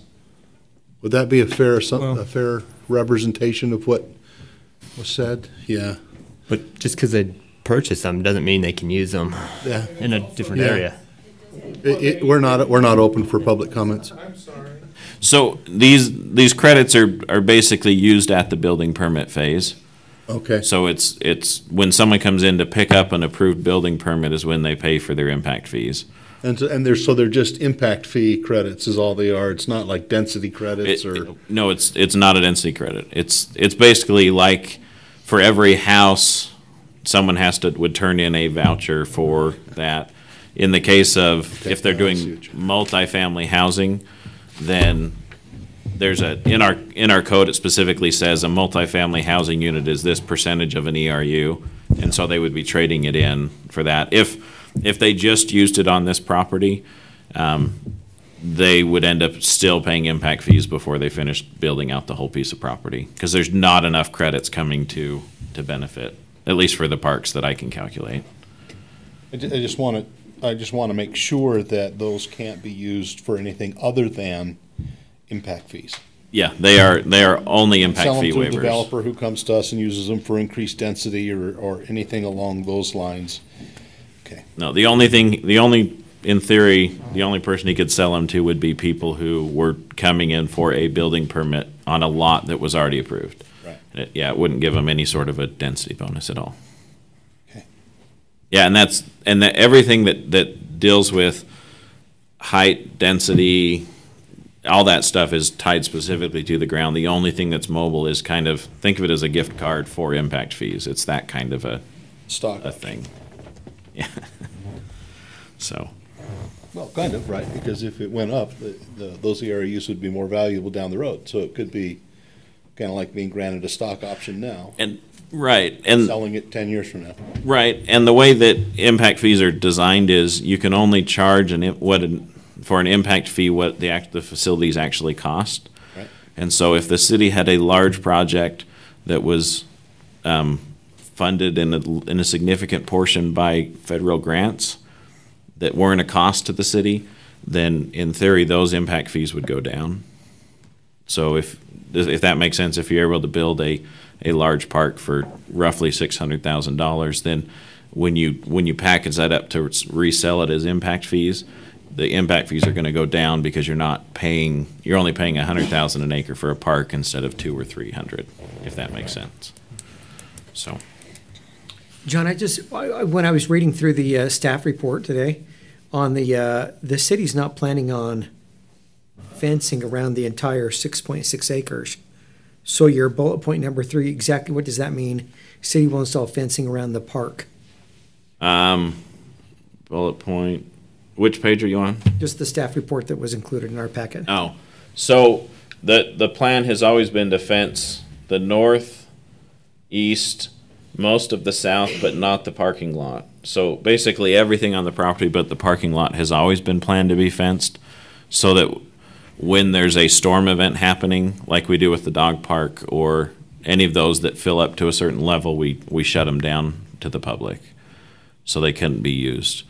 There's a safety standard for storm water that when there's so much storm water in an area, you're supposed to keep the public out of it. And so the fence is up for that standard, as well as, and I don't, the other considerations related to the type of facility that was going to be there. So I think regardless of the type of facility, there will be a fence there. Even if it's just a grass park and no Pine View irrigation, there'll be a fence there, if that makes sense. Around the detention? Yeah. Okay.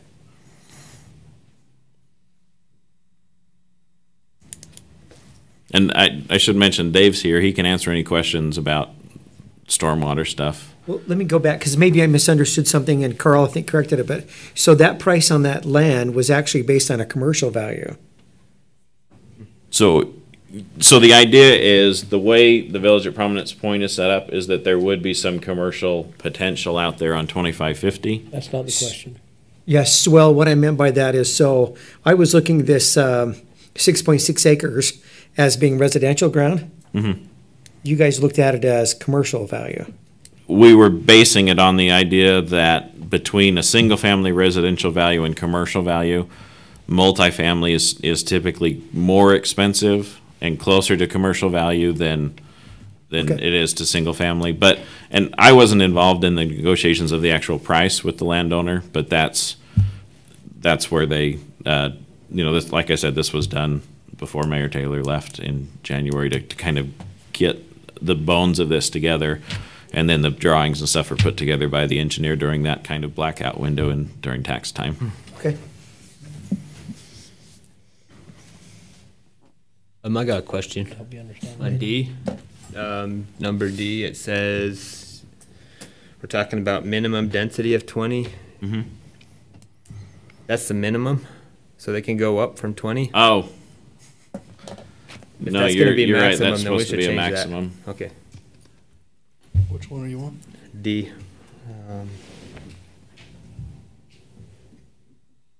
It used to be B. Yeah. It's different on the staff. In the staff report. Yeah, I had seen that earlier. So it is supposed to be maximum, not minimum. Okay. Yeah, that was my understanding. So it's minimum or maximum on there? It's Yeah, you're maximum. talking this one right here. 20. Yeah. A minimum, it should be a maximum density of 20. Okay. I don't want to give minimum of 20. Yeah.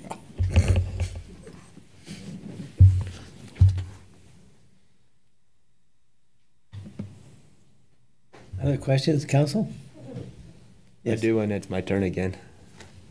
Pardon? If anyone else has something, go ahead. Nope, go ahead. Yeah, let me get to it again. I just lost it. Oh, C. We're going to provide them a non-pressurized irrigation turnout. Does that just mean they'll have a spot to drop their pump? And then they can take, are they going to get charged by them with a meter from Pineview, or can they just take whatever they want out of that basin? So so it says at the end of that Yeah. they'll have to meter it. Okay. And they'll be coordinating with, actually, But my question really is, we don't care how much water they take. That's an agreement between them and North Ogden Irrigation Company, right? right. So what it is essentially a wet well. Yep. There's a pipe that'll go to a concrete box they can drop their pump in and pull water out of. We won't provide any pumping or metering for them. It'll just be like a 12-inch Right. pipe that connects. That's between them and That's, Pineview. that's them and the, here, okay. Yeah. All right.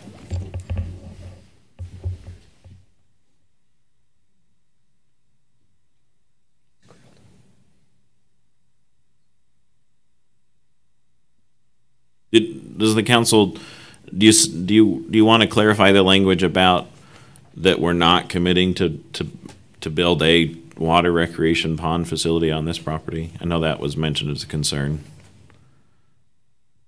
Or, I mean, if you're not concerned, it's fine. Doesn't the and/or that was added at Councilman Barker's suggestion, doesn't that do that? I think it does that, as well as then that very specific provision under G that says we'll build a detention basin and a public park. Well, it also says we're building a fishing pond. That's not going to happen, and that's never been an option, so. It was in the initial, like I said, Right. this agreement's But that's been. what I mean, so the and/or I'm okay Yeah. with. Yeah. Okay. So, John, from a legal language standpoint, go up to number 2, description of project. Should there be, the way I read it is that we're committing to build a community park, a recreation pond, and/or a secondary water reservoir. But really what we're saying is we're committing to build a community park or a recreation pond or a secondary water reservoir, correct? We could add another or right here. I'm just talking legal language. It's If I somewhat. were to read that sentence, it sounds to me that I'm committing to community park and a recreation pond and/or a reservoir for Pineview. I think it does make it more clear. Typically under when you're talking, and I deal mostly in code language, if you add that and/or at the back, it modifies the whole list. But I think it would make sense to add it to make it really clear that we're not committing I to. don't speak code, so Yeah. can you clarify it for me? Well, I think that adding another and/or. You get paid by the word, don't you? But I think adding more and/ors is not a problem, and so. Okay. I mean, so essentially adding it like this. And then I think there'll be a couple other spots that we should probably capture.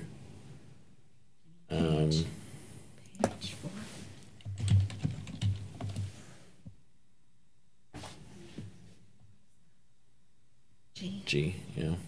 Then I think I thought there were 3 and/ors in this agreement. Oh, the other one's up at the very top. Does it do whereas Right here. season opportunities? On page 1. Yeah. This one right here. I need to change Oh, that yeah, too. that's it, in the whereases. Yeah. Yeah, Cheryl found that one. Which whereas is that number? And in fact, I think, where we're not doing this, Take that out. we can just take fishing pond out. And so it'll read, construct a park and/or secondary water storage.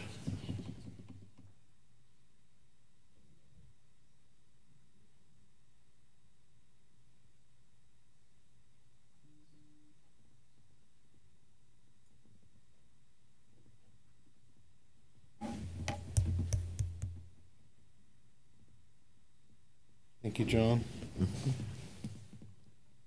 Take out fishing pond everywhere.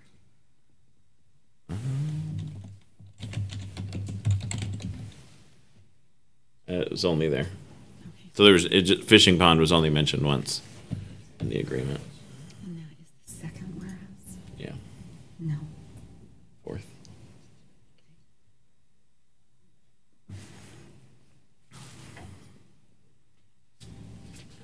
And so council in general, do you see a benefit to selling that property for commercial purposes? Yes.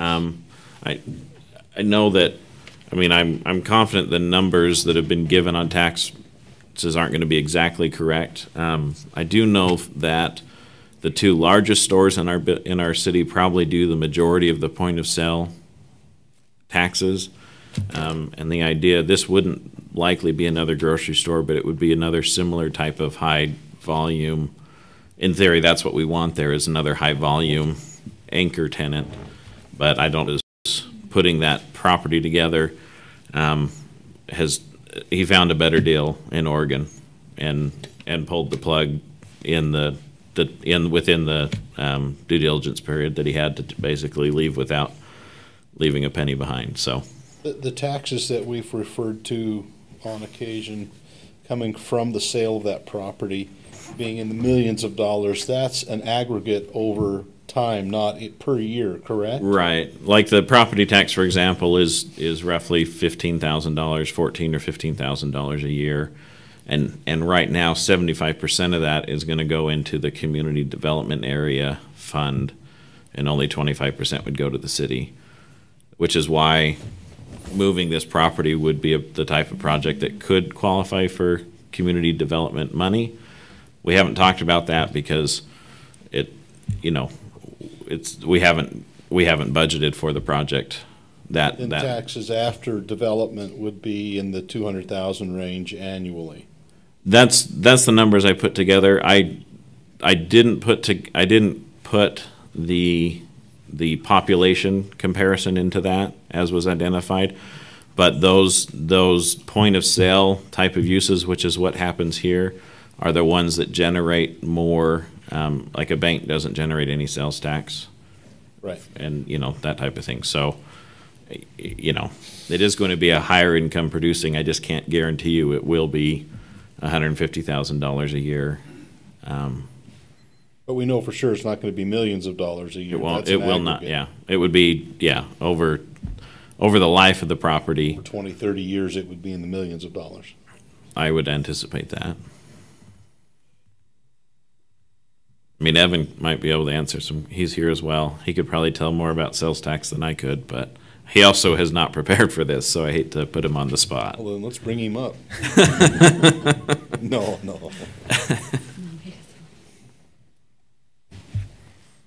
That's what we're paying him for.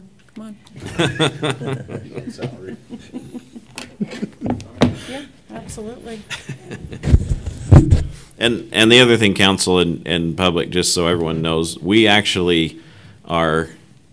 can't share specifics about sales tax for individual businesses because it gives their competitors a competitive advantage. And so, that's why scared them away. We won't say, well, vendor A makes this, because we would get sued. Tells you something about their business. Well, they don't want others to see an opportunity for market share. So are you asking me to estimate how much more sales tax that property will bring in?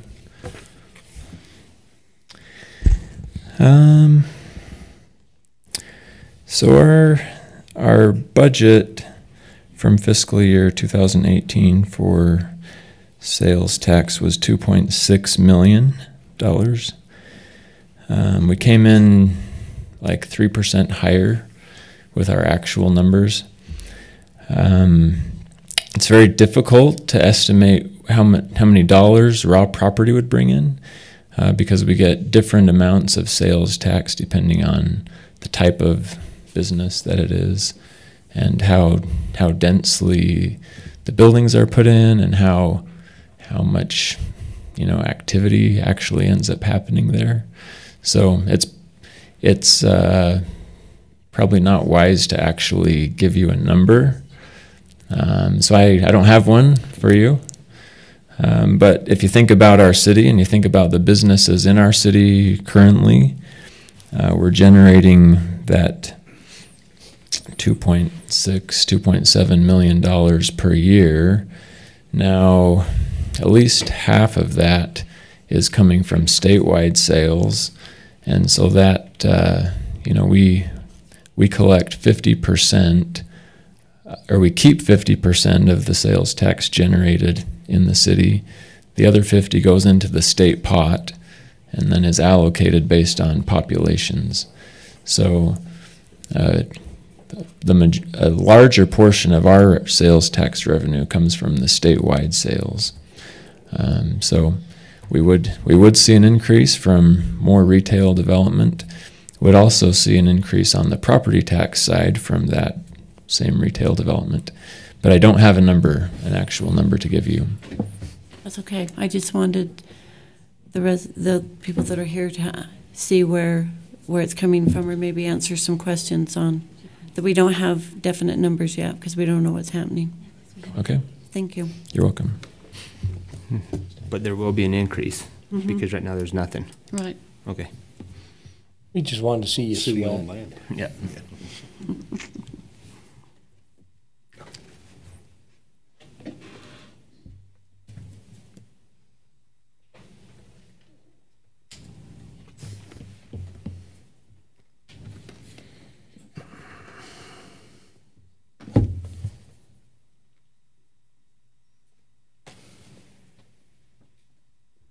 Answers my questions. This document cleaned up enough to act on it. So, council, I've made those few suggestions that we talked about, and I actually have rethought the purpose of this paragraph.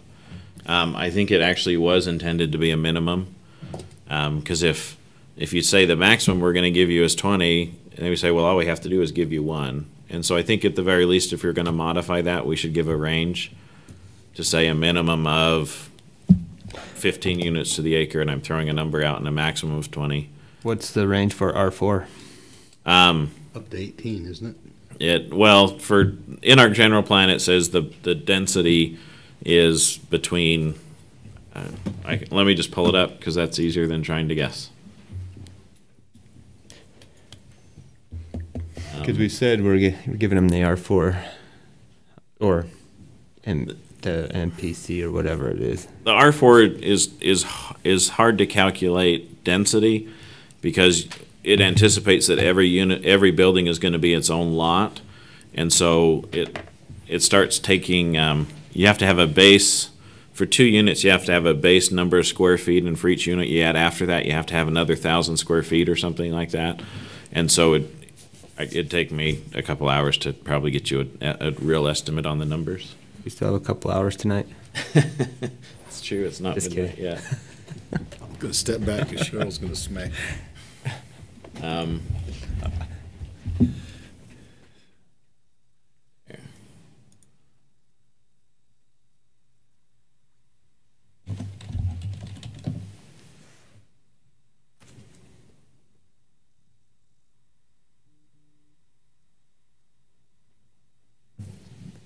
It's cold in here. Your other sweater? Is there a way we could just say not put a number on it, just say we're zoning it as R4? Or Wasn't the minimum will R4 be that R4? guaranteed if we didn't act in a certain amount of time? So I'm trying to remember. the R4 standards are what are guaranteed, which is your setbacks and your parking standards and things like that. The density was still something that was guaranteed. And that was there again. That was the conversation that happened in July and August of last year. So I don't know where everything. Yeah, I'm looking at number 5 in the agreement. Yeah.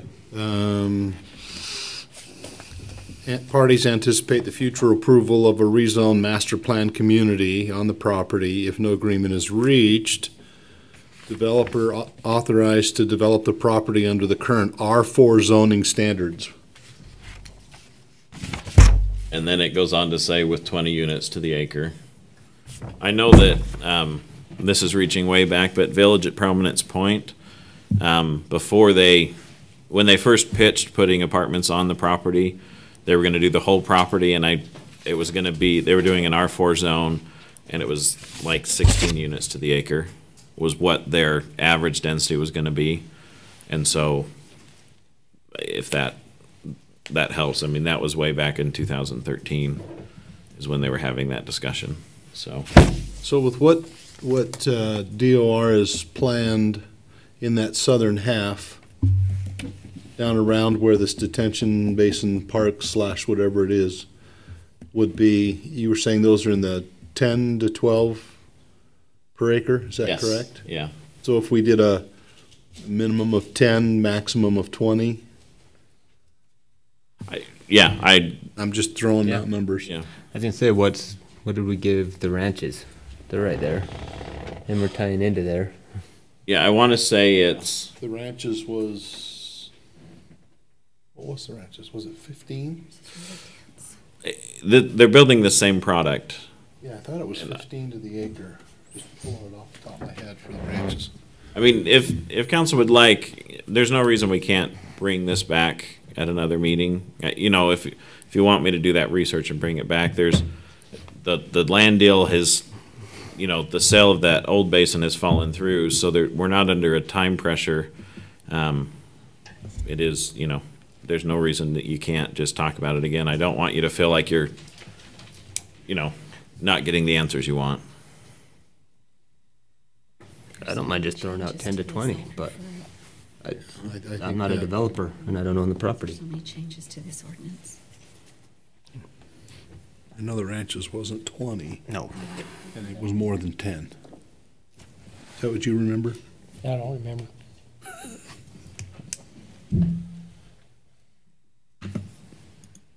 Wasn't big.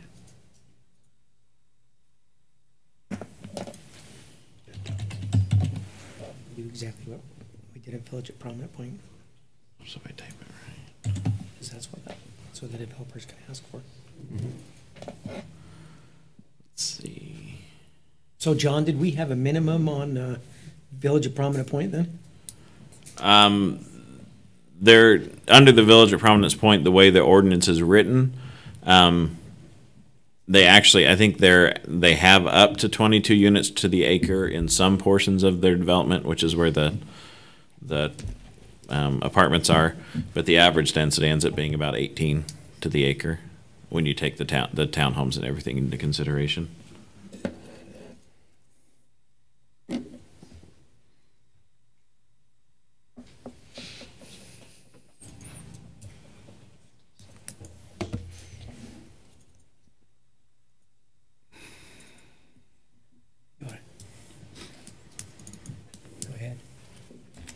Council, can I make a suggestion? Yes.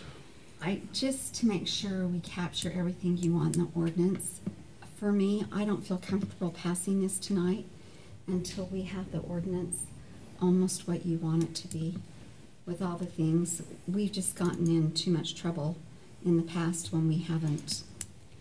There's just too many changes.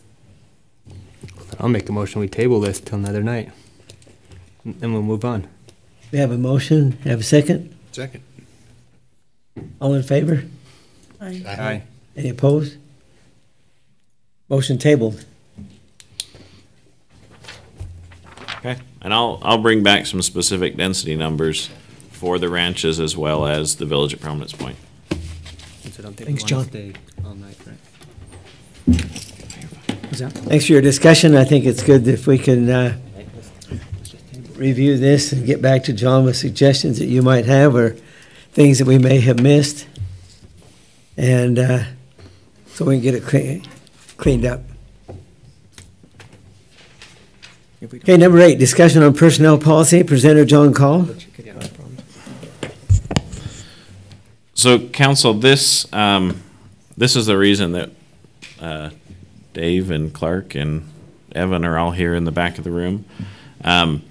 So it's not, I don't want to say it's really my item, it's our item. Tiffany's here too. Oh, and she's hiding. So, There's a few things in the personnel policy that there were some questions about, some changes that the department heads are suggesting be made. We gave kind of a list of them, and I'll go through them, and then they're all here to answer questions. The first one was damage to the city property. This is the grounds for discipline area, which deals with when we can write people up and when we can ultimately fire people. We felt like it was appropriate that if there was damage being done to the city property, that was also grounds for discipline.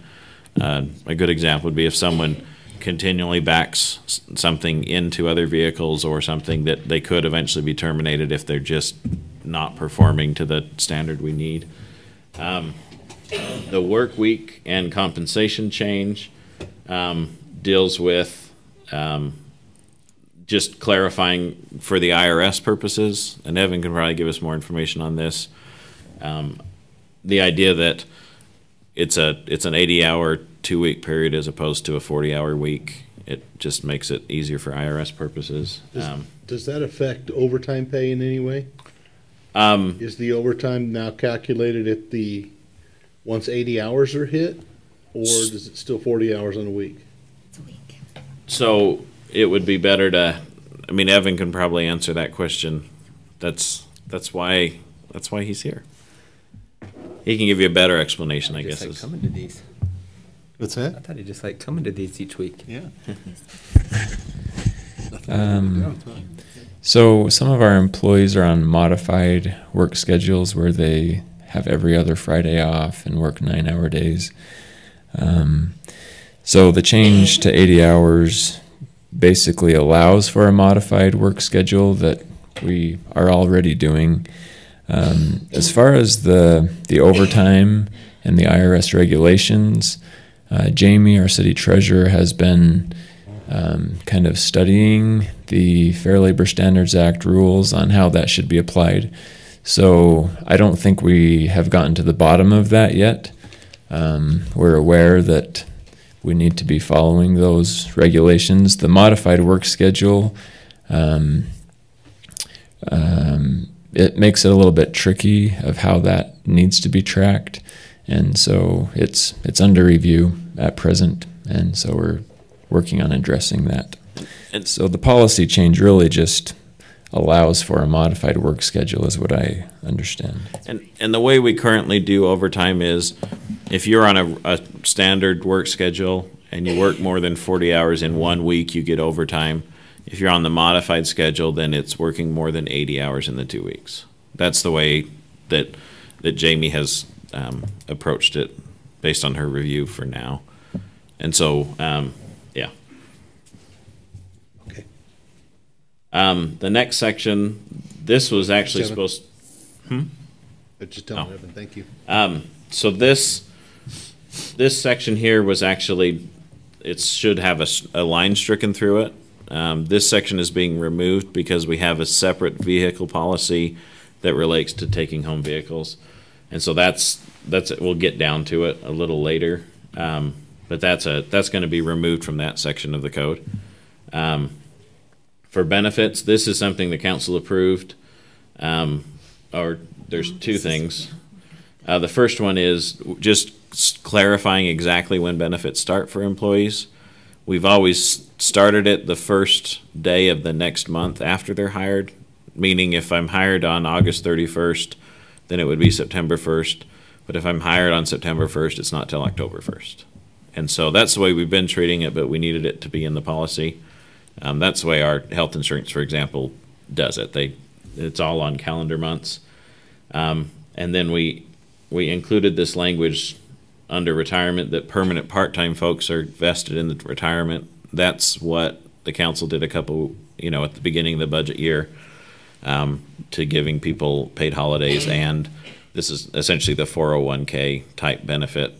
They're vested in the URS system. The clothing allowance, this is just more of a clarification. The city still has a responsibility to report all of the benefits to the IRS, but this is making it clear to the employees that they still have an obligation. So if we mess it up, they still need to report it, as is the standard for everybody. I mean, if the city told me I only made $5,000 one year, I'd still need to tell the IRS what it actually was, if that makes sense. And Jamie would work through with the employees on these, and they've been doing a really good job of tracking all of that. The annual leave question, we keep as you might know, our pay period does not always end on December 31st. The way the policy is currently written, it requires the HR folks or the payroll folks to do a calculation on December 31st and find out if by that point in the pay period they've gone over the maximum number of sick hours or vacation hours they can accrue. And if they have, then they don't accrue any for the rest of the pay period. But they might then take off January 2nd, 3rd, 4th, and 5th, but they're eating into they're losing hours that they otherwise would have been able to use. And so the way this has changed is that the first pay period ending in January, they get to calculate all the way through the end of that. So if they're using time off in that pay period, it doesn't just get lost if they exceed the maximum. So they kind of have that last pay period to get it all, get it down and get it together. Any questions so far? Okay. The next one is, this ties again back to what the council did at the budget year, which is where we gave permanent part-time folks 4 hours off on holidays or paid time off. And this is just putting it into the policy. And then there was a question about which employees got the time and a half when they were working holidays.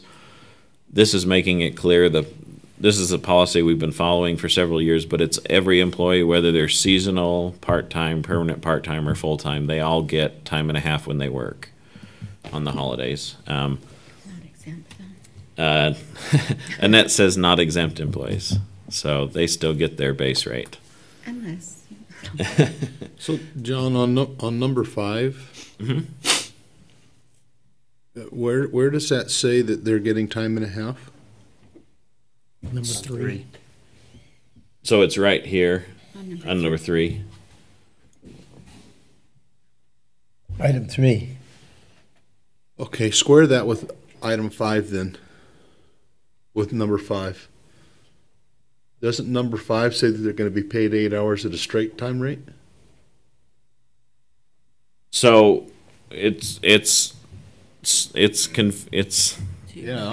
confusing, yeah. Wow. And Evan and Annette can help. My understanding is if you're working, you still get paid for what you're working at time and a half, but you also get 8 hours of straight time. So it's like you're getting your holiday pay, even though you're working. So, yeah. So like yeah. Does that make sense to the rest of the council? Mm-hmm. So everyone in a holiday pay period gets that 8 hours for free. They just get it on top of the hours they work because they're working. Right. And it happens more often with our police officers and then Parks and Rec on cherry days. I mean, they put in. And Christmas for plowing. Yeah, and plowing, Christmas. Yes, because the snow always comes on Christmas in North Ogden. John, you want to clarify for everybody that that's only those certain holidays, though. It's not every holiday. Oh, that's good. So it's only Independence Day, Thanksgiving, Christmas Day. So it's just those 3 days.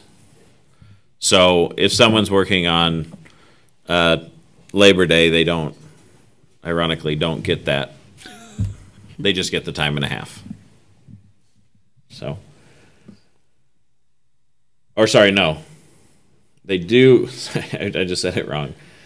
So they do get their 8 hours. They don't get time and a half on the other holidays. They only get time and a half on Independence Day, Thanksgiving, and Christmas. The other days they get their regular pay, plus they get the 8 hours to put in the bank. Unless in that week they go over their 40 hours. They will get time and a half. Right. And then this is again tied back to that same section. Is that holiday time is not paid to permanent part-time, seasonal, or temporary? Doesn't that contradict what I just said in that? No, because they'll get their 4 hours. It says holiday time is not paid to permanent part-time, seasonal. Oh. But because we are giving it to permanent part-time. So actually, we should probably, instead of holiday time, we should say holiday leave is not being paid. Because, as I said earlier, they do get time and a half for holiday pay, but they don't get the leave if they're a seasonal employee or a part-time employee. So we need to amend that to be. Change that right there. This is a PDF. Oh, sorry. So we're on what?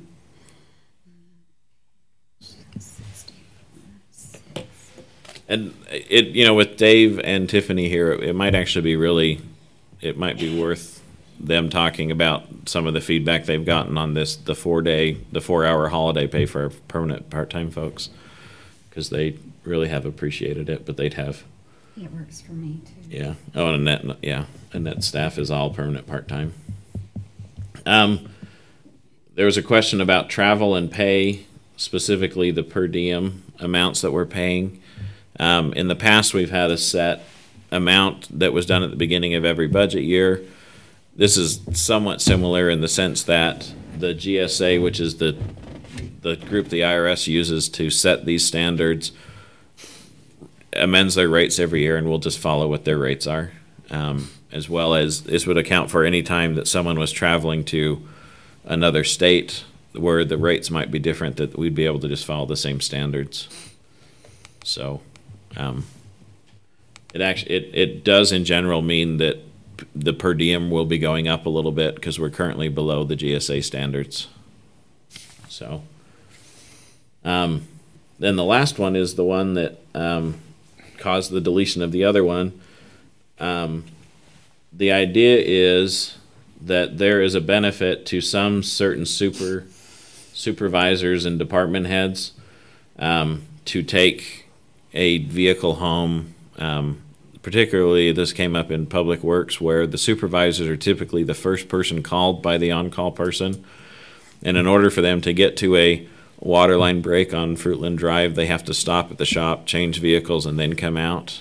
And so this just happened on that Fruitland Drive incident. And so the idea is that those folks wouldn't have to stop at the shop. They can just go straight to the break and help evaluate the situation, get stuff turned off. Most of them in their trucks have tools and other things that are, there and ready to go. So it's kind of an emergency time saving. Under this policy, the IRS does have some standards, and Evan and Dave have talked about it a lot, so one of them can probably give you the exact numbers, but there is an actual cost to employees who are doing this, so it's not like they're doing it for free. Under our new vehicle turnover policy, the way we're cycling through vehicles to reduce costs, we have to keep the vehicles under a certain mileage. Most of the vehicles wouldn't be affected, but there might be a couple supervisors who will have to switch trucks mid-year to keep their vehicle under the maximum mileage, for what we can resell them for. So maybe, Dave, do you want to come up and talk about the amount? Or Evan, either. And there also might be a reason to have park supervisor, or like they do send an on-call person home, but someone there might need a city vehicle to have tools and deal with sprinkler lines, things like that. But it'll be, the way it's written is, it would be up to the mayor to decide who can and who can't. I'll comment on some of the IRS guidelines on this, and I'll let Dave explain a little more about the proposal. So the IRS views take-home vehicles as a benefit, as kind of part of a compensation package, unless certain standards are met. And what we're talking about is the regular vehicles that these employees drive. They would be allowed to take those home. to drive to and from work, but not to be used for personal use. So in that case, we would be required as the employer to report that benefit to the IRS at a rate of $1.50 per trip. So it would be $3 per day on an ordinary day when there's driving to and from work.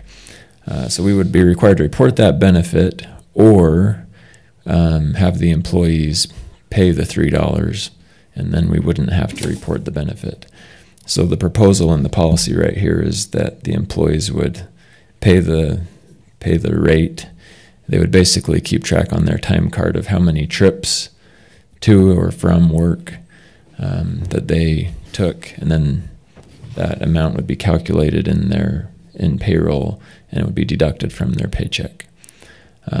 So how that relates to our employees, some employees live closer to work, some live farther away, but the IRS has set that $1.50 per trip as the rate to be used, mainly to simplify the process and the calculation. So that's what's in the policy. I think Dave would probably be better equipped to explain more about the proposal.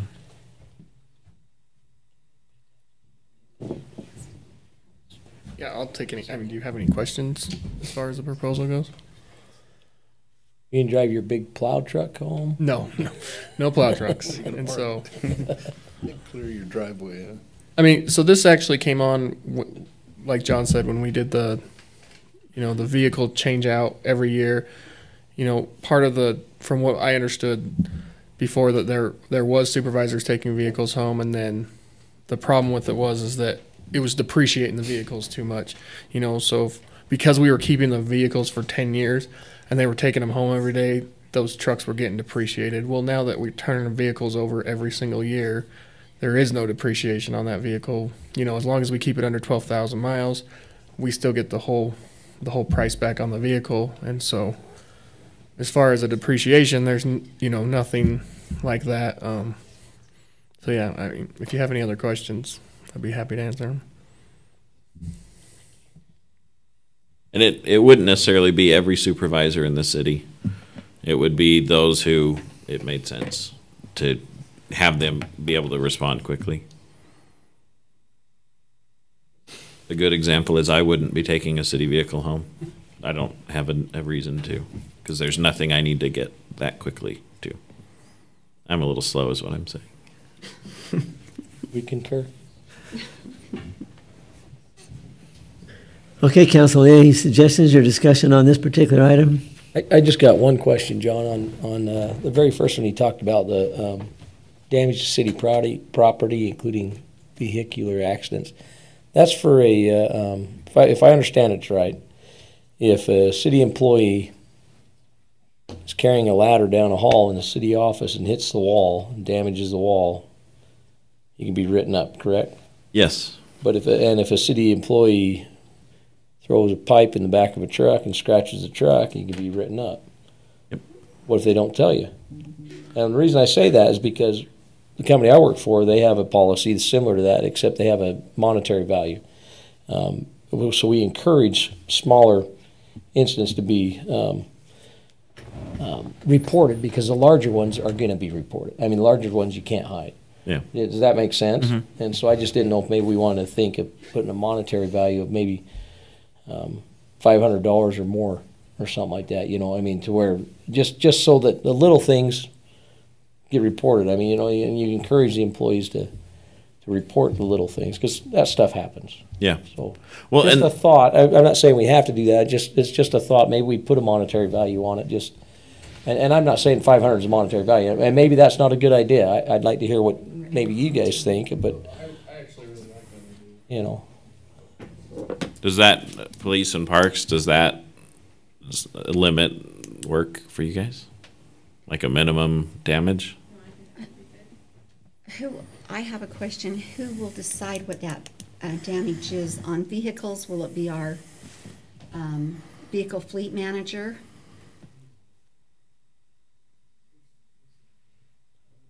I would say what we'll do, because the way this is set up is it's not set up for the council to approve it, since we're kind of tweaking with the changes. So we can bring back the final document with some suggestions for limits and some reasoning behind it, if that would be okay for council. Yeah, I'm just consider that while you're building it, and it, I don't have all the answers. That's just something that I was thinking on that one. And one of the reasons this came up is we have a policy that when you're backing up a vehicle, there should be an extra set of eyes looking at it. Not everyone's been following that, and so it would be really helpful. Instead of writing them up for insubordination, it's easier to write them up for property damage. They weren't following the rules and damage occurred, and so it just gives us one other kind of way to deal with disciplinary things, that kind of thing. I think most of you know that July or August was It was July. It was the month of accidents, of vehicle dings. So, yeah. And they wouldn't apply if someone was hit by somebody else. So, if they were in a vehicle that was struck from behind, then they wouldn't get written up for that, in theory. So, yeah. Clark. Lexipol has something in there, but I'm not exactly sure what the wording is. Okay. We would have to check with that, make sure they're not. So, because the police department already has something in their standard policies, and so we can bring you what that is. If, for those of you who couldn't hear, it's the Lexipol it's a kind of a catch-all system the police use that capture a lot of their rules and procedures and other things. And so it sounds like we'd have an amount we could include. In the council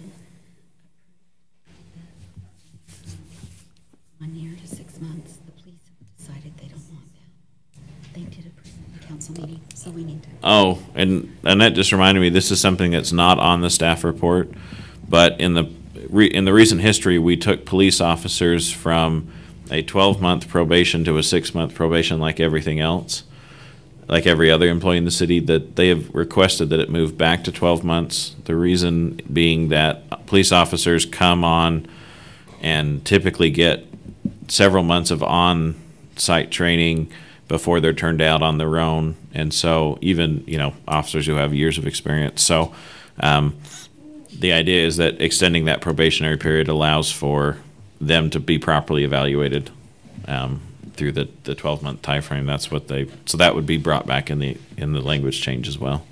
I think that change never occurred in there. Well, we haven't changed it. Council approved it this last winter, but we never changed it in the policy yet. We haven't changed it, but you've already motioned to approve that. Okay. So we need to let you know that we won't be putting it in the policy if you pass it the way they passed. Okay.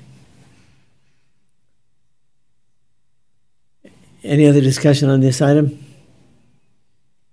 Okay, we'll move forward.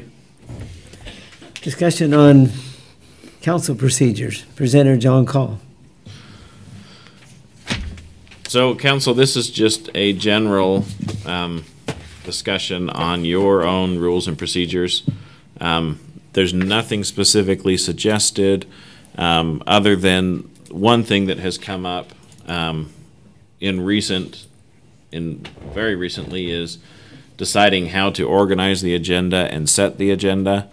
We don't have a specific way for a council member to get something on the agenda, what the appropriate procedures are. Right now, everyone's just asking Annette or me or the mayor to put something on, and it would make a lot of sense to have something specified out how it's going to happen. Our city hasn't had a problem with people not wanting to put things on the agenda that others want to talk about, but there have been other cities that have dealt with that, where the mayor of a city refused to put something on the agenda because he didn't want to talk about it. And so what we're thinking is there might be some good procedures to set up to make it clear. In that situation, for example, our current policy is 2 members of the council can call an emergency meeting. And so it seems appropriate that 2 members of the council maybe could request that something be on an agenda, and then it's required to be on an agenda. It might not be required the very next meeting, but it would we could put something that said it would need to be on an agenda within a certain number of days or something like that. And like I said, that hasn't come up in our city, but it's probably better to have it resolved before something becomes an issue. Council, some of you have not ever seen this, council procedures. Councilman Barker and Councilman Severine, I don't believe you've seen these. And there's, I've read it. This is the first time. But you'll just need to review those. There is a process for putting together an agenda, and when documents are due by, there's always a need sometimes to put things on after the agenda has gone out, and we can amend it. But please note that it takes some time to do that. And so if you're calling or texting or sending an email to us Friday afternoon, we don't usually have the people there. And council has asked that council packets be out Thursday by noon. I believe that's in your procedures. And when items need to be to me for that, I just want to make it available for you to, and the public to actually see what's on that agenda and be able to go through it. Our packets are pretty large lately, and so if I'm getting them out Friday afternoon at 5 to 5, it's pretty tough for you to go through everything by Tuesday.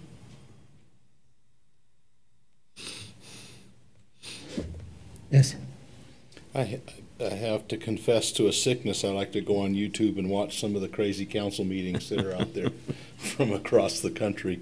I would, just from what I've seen in other cities and towns and townships and things, I would say anytime the mayor or any city council member wants something on the agenda, it ought to be added to an agenda.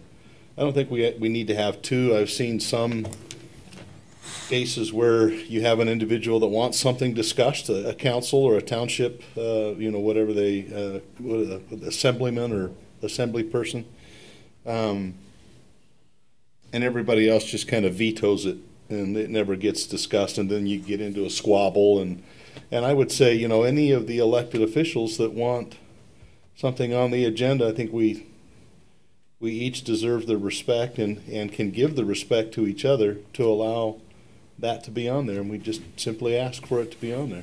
Okay. And who do you want that request to go through? I mean, obviously the council's going to vote and discuss on this, and so we're using this as a vehicle to bring back language. But do you want it to be routed through the mayor? The only reason I think of that, if it is a controversial topic, then the only other logical person would be the recorder, the one who actually writes the agenda out. And so I hate to put that position in that type of conflict in the middle of everything, but, Well, I can, just from some of those videos that I've watched, I can see a situation where the mayor and I aren't seeing eye to eye, because you know how he can be. His golf score really wasn't a 91, it was a 97. And he doesn't want to put it on, and so then it becomes between he and I, and I'm trying to get it on, and he doesn't want to put it on because he doesn't want to talk about it. I would prefer it be somebody who isn't going to be in that line. Well, and I guess if it's going to be, if the council's okay with it being one individual, then maybe the way it should be done is it can just be sent to the council and the city recorder, and then it gets on the agenda.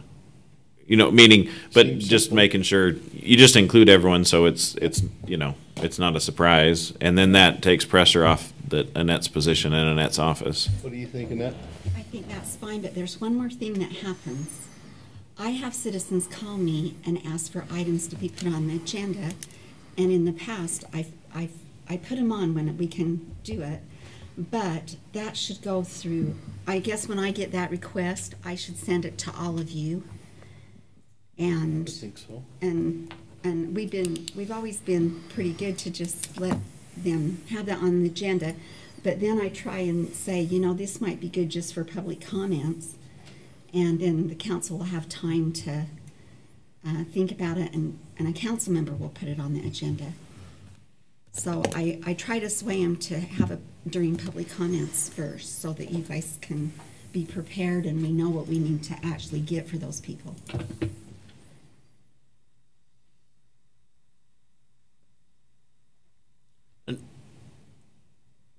Sorry, I was going to change topics. I didn't want to do that I like before the you idea. thought. I like the idea of just forwarding it and then having everybody on the council say it.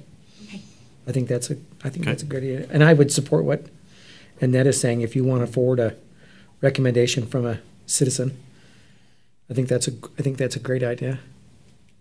I think in every other legislative body, whether it be state or federal level, you have to go through your representative to get something to be, discussed officially. And I don't see any harm in that happening here as well. So you're saying change it to them contacting one of us? Well, they can do that, or contact Annette, and Annette can send it out to us, and we can all say, yeah. Because they might have the same feeling, you'd want it. I'm sure the citizens would feel comfortable contacting one of us of the group, so, yeah. Group email would be fine. Yep.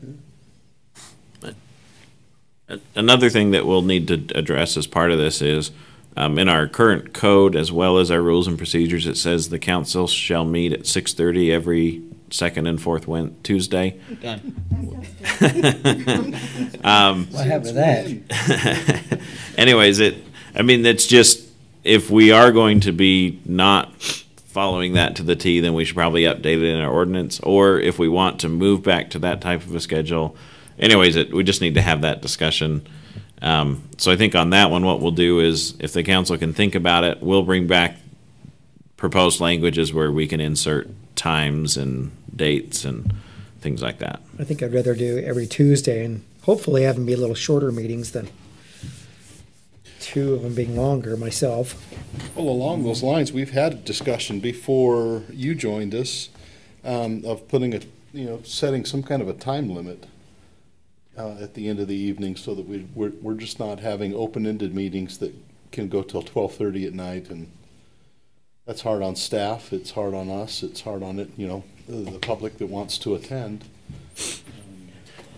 I think it can help us be more efficient with our time. Okay. Less wordy. I remember my very first business class I ever took in college, and they said that if you can't finish it, they basically said that if you can't cover everything in a meeting in about 30 minutes, you've wasted your time. So I vote for 6:30. You vote for 6 to 6:30, huh? Yes.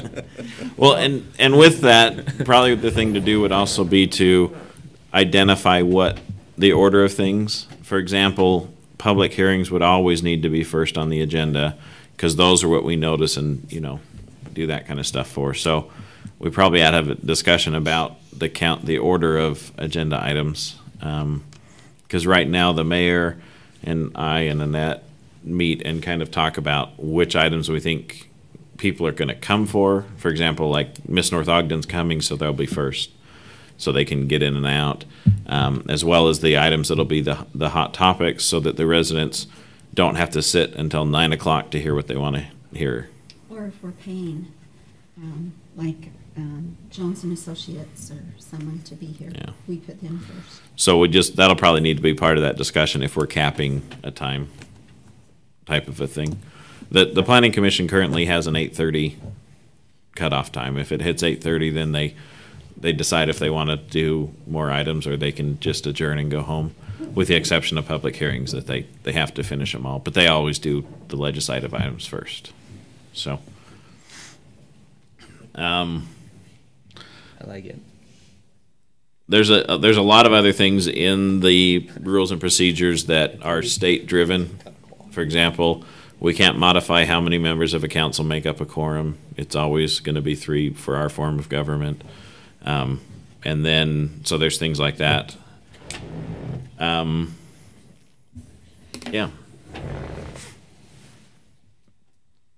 Right now, yeah. Any other things? I think this is probably going to be a multiple meeting discussion. I don't even think next time that the council is likely to pass anything unless there's just nothing else. But we just kind of wanted to start the discussion so the council can, we can start moving in a direction of getting the final tweaks in and moving forward. Annette, when would be a deadline, if we were to set a deadline for having things to you to be included on the next agenda, if we wanted something on, what would be a time? Well, Wednesday, 5 o'clock kind of I thing? have the staff, I have to have their items by Wednesday at 5 o'clock. Wednesday at 5. For the agenda that's going out the next Tuesday. So that would be a good time to have your items. There's always going to be something, somebody that needs something, and so we need to kind of consider those things too. But I think it's something to consider.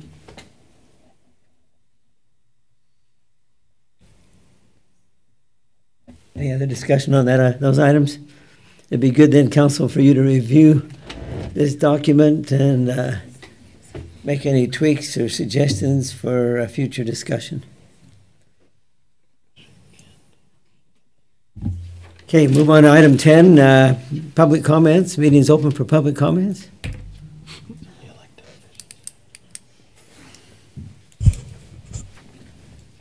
Seeing none, then we'll move on to council. Hold on, Mayor. My name's Pam Smith. I'm Hal's wife, and we own the property on 2813th North, 1050 East. I wanted to thank you for tabling the discussion till more research is done, and I wanted to encourage the council to, I know when we just sold a property and moved up here this year, so we had to get the people who purchased our house, even though there was a house right on the very same street, we still had to get an appraisal. And I would encourage you to make sure you do all your homework, get the appraisal. I don't even understand why there seems to be some conflict about, things that Brent Taylor has said in discussion on Facebook, that he didn't make the deal, and then tonight you said that he did have this kind of put together before he left. So there's it's sowing some mistrust in the community, and I want you to be aware of that. I think that it's pretty, we looked at a house right on that street. There's the property, then there's some condominiums, and then there's a ranch property that's 2 acres. It sold for $350,000 with a house, with all the improvements. So it's hard for me to see that 6 acres of watery land is worth $200,000 plus an acre. I'm very concerned about that. I'm also concerned about all the credits that are being given in the concessions. The credits that are being given, like the land fees, the green space, the things that the city is now going to have to take over that's in that agreement. I want you all to read that agreement very carefully, because there's some things that are very concerning to the citizens. But appreciate your time, and I like this community. I fell in love with it. That's why we moved up here. Thank you. Thank you for your comment. Okay, we'll move on then to council, mayor, and staff comments. Councilman Turner? Just the Chalk Art Festival seemed to go really well, and I don't know if they swept that lot yet and cleaned that lot. So I know I looked at it yesterday. I was down there on Sunday and looked at it. I haven't been there by there since, but it's pretty awesome. Amazing the talent they have in our neighborhood, or in our community. So great event. Yep, that's all I got. Councilman Severine? Yeah, I was just kind of curious. I've been thinking a lot about something that Dale Anderson said. Dale? Pardon me? Nope, not tonight, from last week. John, with this Nordic expansion, Dale recommended, do we let this keep going and keep going and keep going and then say, well, we really don't want it after all? Or is there a way that and teach me because I'm kind of new here. So is there a way of going back and saying, we just don't think this is going to fly in North Ogden? So don't waste your money.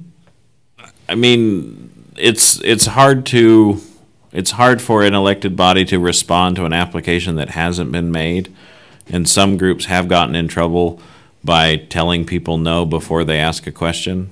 It's kind of a due process type of a thing. That being said, that doesn't mean that council members can't reach out to them individually. I just would hesitate to suggest it be put on a council agenda as an official vote, just because it's problematic.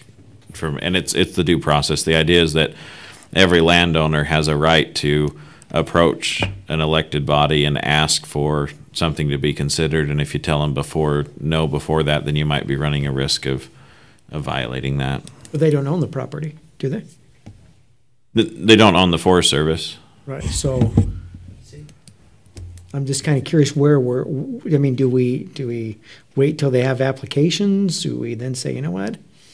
This probably really isn't going to go over well in North Ogden. It might be something worth reconsidering. Well, I'm just so in theory, they have a right for the council to consider annexing them. I'm not saying we should or anything like that, but in theory, they have that right to ask for that. And there again, it's just hard to outright say no when you haven't been asked a question. Okay.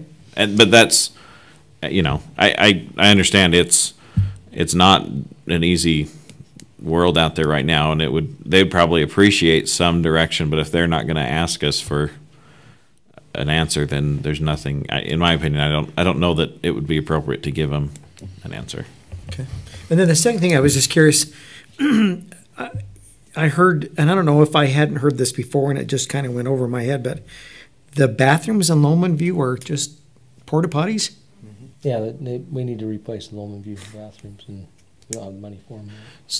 So we had bid that project out 2 or 3 years ago, and I think the cost came in at $650. Tiffany, do you remember, or was it $350? $250. So it was quite expensive, and the council at that time didn't budget for that, and because of the state of them, porta potties are the best option. So they do need to be rebuilt, but we haven't been able to budget for them. They've been asked for since then, and they just haven't been budgeted for. So it's taken us 4 years to get to that point where we haven't budgeted for it, huh? Yeah. And then I had a citizen contact me about the drinking fountain at McGriff Park not working. Wondered if they could have somebody look at that. That's correct. There's a break 4 feet down underneath, so it's a major repair. So we can budget that. We could look at budgeting that for next year, though. These the bathroom and the drinking fountain. Okay. That's all. Okay. Councilman Barker? I got nothing. Councilman Swanson? Just one item. John, we've been several weeks now waiting for an answer on our daycare size limitations versus the states because they are in conflict with one another. Do we have any additional information? So I have some information. Under our ordinance, and Rob is still doing some research, the way it's written is that we allow people to run daycares, but they can't bring in extra employees. And the state only allows you to oversee 8 individuals by yourself, and you can go up to 16 if you bring in an employee. And so I'm not sure how they got to 12, but essentially what we'd be talking about is, do we want to allow for daycares to hire outside people to come and work in the home or not? And that's kind of where the discussion I think will ultimately end up going. I know Rob has been in contact with, I gave her information to Rob, and I think he's reached out to her, but I couldn't. She's shaking her head that no, she hasn't been contacted. She hasn't been contacted. Okay, so I will. I know that I talked with Rob actually last Wednesday, so he had some vacation, and I'll see if I can figure out what the holdup is there. That's all I have. Anything else, Councilman Swanson? Councilwoman Stoker? Since the Nordic thing was brought up again, there is a public meeting again Wednesday, September 5th from 7 to 8:30 at Weber High School. So just so anybody's made aware of that. And then also I wanted to, I've forgotten, every morning I run down the parkway, and I've seen those trees that you guys have planted, Parks and Rec have planted. It looks really nice along that circular driveway. They look really, I think, oh wow, there's those trees again. They look really good. So that's all. Thanks. Thank you. And we did put the Nordic Valley on the city Facebook page, that meeting. Obviously with a disclaimer, it's not a city-sponsored event, but, you know, that it's happening. And we put it on 5 minutes after we got the email about it, so. Anything else, John? Nope. Annette? Evan? Dave? Clark? Stephanie? Or Tiffany? Okay. By way of announcement, Lance Call, who's been serving as our chief of police, has resigned effective August 31st, and Lieutenant Crowther will be our acting chief in the meantime.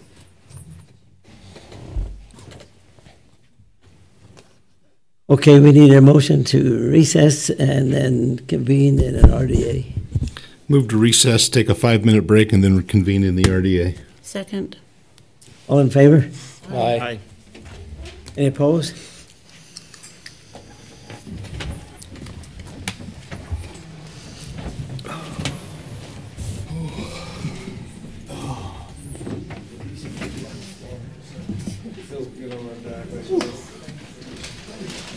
You don't have your phone. You're carrying around that walkie-talkie? Oh, it helps keep it from the worst. Yeah, but the worst thing is I just lay it down so it's not sticking to it. Maybe he wasn't on call today, so you're always on call. Usually, though I find it works if I have my radio. That's the way it works. It's kind of weird about that, and I don't know if they wrote it because like couples used to do it together, or I don't. Because with that, even if I would have to file, I still have to have another caregiver. Right. So technically, I really don't know. I would only be state. You go above 8. Then you need a second. You have to have a second. So, and I understand. I think that's the way our ordinance is written. That's at least when I was talking with Rob about it. I love your humor. No, it's awesome.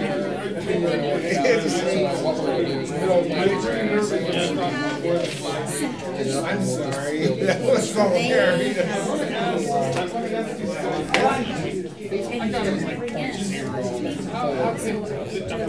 So, it deals with like the negative externalities on the neighborhood. And so when it's in a commercial area, you expect to have outside employees coming in. But I think that's the reason it's been. But that's. I could even hire somebody that's I think that, right, and I think that, that would be the question of the council is this still a reasonable restriction or should it be modified? And that's, so I think ultimately it might end up being an ordinance change. And so I'd probably reach out to the council members and just see if they would just support that idea, or at least let us have the discussion about it. Because then that might be an easier, if that's where it's ultimately, the line's going to be drawn in the sand, it's better to start working on that getting modified now as opposed to waiting. When can we meet? I'll see what we You said that last week. No. But these mics are still on, so just know that. Big project. You know that.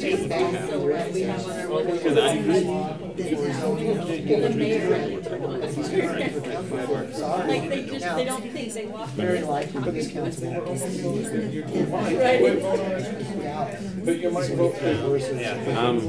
It's just been a policy decision by the council, because we had numerous people ask us to put it on, or put, hey, we're doing a fun run on this day, and so they've just kind of drawn a firm line in the sand that says if it's not city sponsored, we're not going to put it on. But there's no, I mean, they might consider amending that, but it's just been kind of the rule that staff. I just wanted you to know, I thought.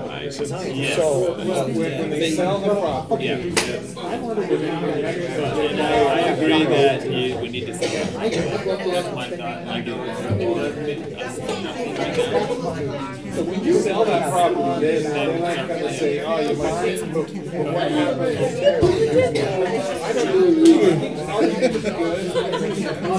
Your heart's working there. And I can. My heart's taking. You're still alive. No, it's not being put on there. So we have a projects page, but we've kind of done it to 500,000 and more, and that's not that expensive. But how you feeling? What we'll do is I'll see if our public works department will do a write-up about it and put it on the page. You do? Oh, so we're getting close. Yeah. And the heat's going away, so it's not as bad. In front of Walgreens and shifting it back. What's that? Realigning the curve. Yeah? Yeah, so then it'll be a left turn only and then right and straight. Did you get my text? Don't pay attention. Hey, how you doing? Thanks for coming.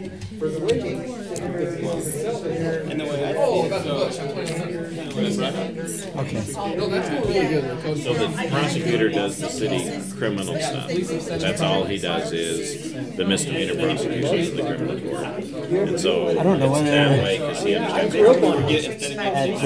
to provide you can a take a bush down civil like that or not? Well, it's in our right ordinances, and I'm also the city administrator, and would have done the lawsuit, except because I'm the administrator, Mayor Taylor's out of town. I don't have time. That guy he kept it way high. So if you were in a car, you couldn't see up 2,600. So he's still the mayor, he's just a full-time mayor.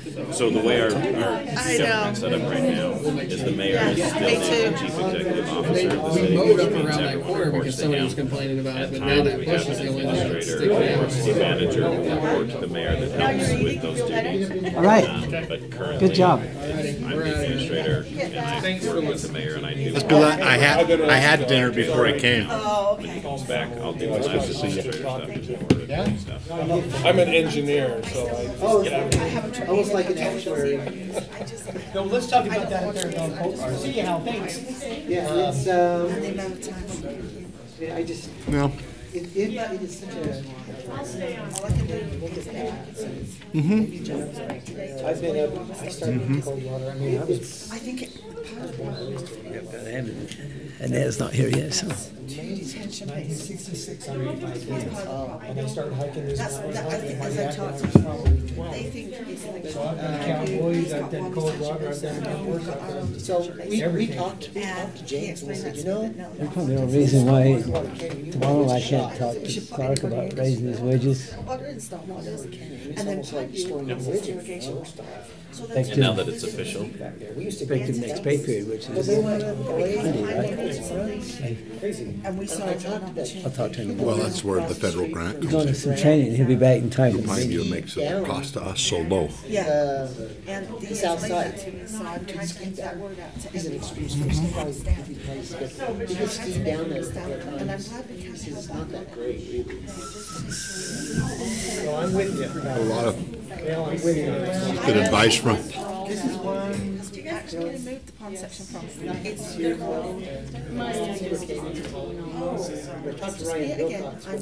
But there may be a reconsideration on that as well. See, and that's the thing.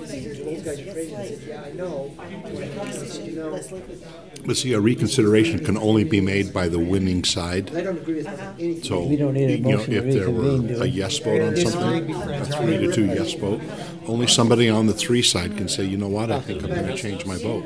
And ask for, it can't be the losing Is it side. locked? So neither Carl nor I can. Oh, yeah, and Like I said, I'm not asking, you know. We'll see what we can do, though, in the future. The restroom? No, the whole question, you know, the things in the food. Thank you.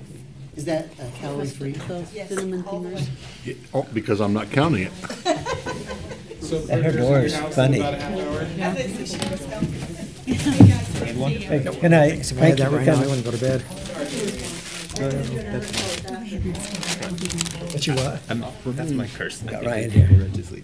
So warm the grill up. Well, it depends if I drink a lot. I want one of those. Thank you. Okay, we're ready to convene in our RDA agenda. First item is a discussion or action to consider CDA boundary amendment. Presenter is John Call. So council, so redevelopment board, the document that was in your packet is one that the majority of which was approved by this board several years ago when we established our community development area. In so doing, well, while I'm on this page, these are the amendments to the document. These highlighted areas have been some language added that is identifying this as an amended plan, as well as when the board approves this, assuming the board approves this agreement, we'll identify this date in the document. The purpose for this amendment, so this map has changed, which shows the redevelopment area or the community development area. The changes are, let me zoom in on it. This little piece of property right here. So this is the Zions Bank building. Zions? It's the, well, no, it's not Wells Fargo. This is the IHC. Yeah. Oh, yeah. This piece right here, this triangle, is owned by the city and is currently in the redevelopment area, but we also put it in the community development area, and it can't be in both. So this map is taking it out of that area. The next, out of the CDA? Out of the community development area. Okay. The next one is this little strip right here that is also city-owned. It's in the right-of-way between the cannery building and the cannery building's parking lot. Same thing is happening. It's being taken out of the community development area because it's already in the redevelopment area.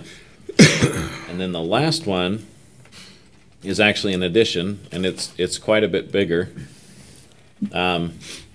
This property in blue, so this piece here as well as this piece, was in the county, which means we couldn't put it in a development area at all. It's now in the city. It's been annexed as part of the Village of Prominence Point. So we're amending the plan to include this property in the community development area because the increased property tax that this piece will generate will then put funds into the community development area funds to fund projects that benefit the community development area. And so those are the three property swaps, for lack of a better word. Obviously, we're taking out two tiny pieces and adding in one large piece. If the board approves this revised document, the next step would be for us to go out and reach out to the individual taxing entities, which would be the fire district, mosquito district, county, schools, cemetery, and see if they are okay with the amendment. Because this piece in particular will affect, it won't affect the current money that those groups are getting in. It would affect the future money they possibly would get in. The majority of them have agreed to give us half of what's called the tax increment, meaning if right now the property's paying $100 in taxes and next year it goes up to $1,000, then that $900 increase would be the tax increment. And they would be splitting it with the community development area fund and themselves. Most entities have agreed to a 50-50 split. The two exceptions to that are North Ogden City agreed to a 75%, 25% split, meaning that its community development fund would get 75% of the increase. And the school district would actually get the opposite. They agreed to a 25% increase, or to the community development fund. They'd still get the 75%, which actually is typical. That's what the school district typically does, because they have to plan for schools and build schools regardless of the increments. So they need to keep their funds coming in. So it's not unusual for them to do that. But we would reach out to those different entities and get hopefully an agreement to amend the boundary, and then the county would amend the boundary, and we'd move forward. The community development area will start collecting funds next year for any increment, and the base tax is set on, I want to say it's the 2015 tax rate. So any increase in taxes over 2015 are part of that increment. And so where this piece in particular is currently the first phase of the Village at Prominence Point, they are putting underground stuff and putting in townhomes. That type of a project will generate an increase in property tax because it's going from green belted agricultural land to multifamily type property. Any questions? And I've tried to not use acronyms because acronyms just confuse me, especially when two of them are the exact same and mean two different things. So you are the redevelopment agency that manages both funds, the redevelopment fund and the community development fund. So.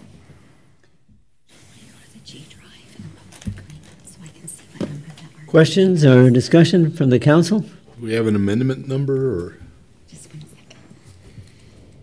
Well, this isn't an agreement. It isn't? No. This is a revised, it's an amended plan. So I think we could just adopt it. Okay. Because it's not it is overriding, but it's probably good to keep them both. Okay. So really all we need is a motion by the board to adopt this amended boundary. Okay. I'll move then that we adopt the Community Development Agency boundary amendment as discussed and described by John Call. Second. It's been moved and seconded that we adopt the boundary line amendment, or CDA boundary amendment. Any other question or discussion? Begin the voting with Councilman Severie. Yes. Councilman Turner. Yes. Councilman Stoker. Yes. Councilman Swanson. Yes. Councilman Barker. Yes. Motion passes. Okay. Next item is any public comments on this particular item only? Move to adjourn our RDA board agency. It's been moved. Reconvene in a regular council meeting. Reconvene the regular council meeting. Second. Second, all in favor? Aye. Aye. Any opposed? Okay, the next item then is discussion or action to enter in a closed meeting for reasons related to the Utah State Code regarding strategy regarding pending or reasonable imminent litigation. So we'll moved. now proceed with the closed meeting. So moved. We need a Been second moved. and a vote. Second, all in favor? Aye. Aye. Any opposed? Thank you for coming. Aye. Brenda, nice to see you as well. I have questions. I don't understand.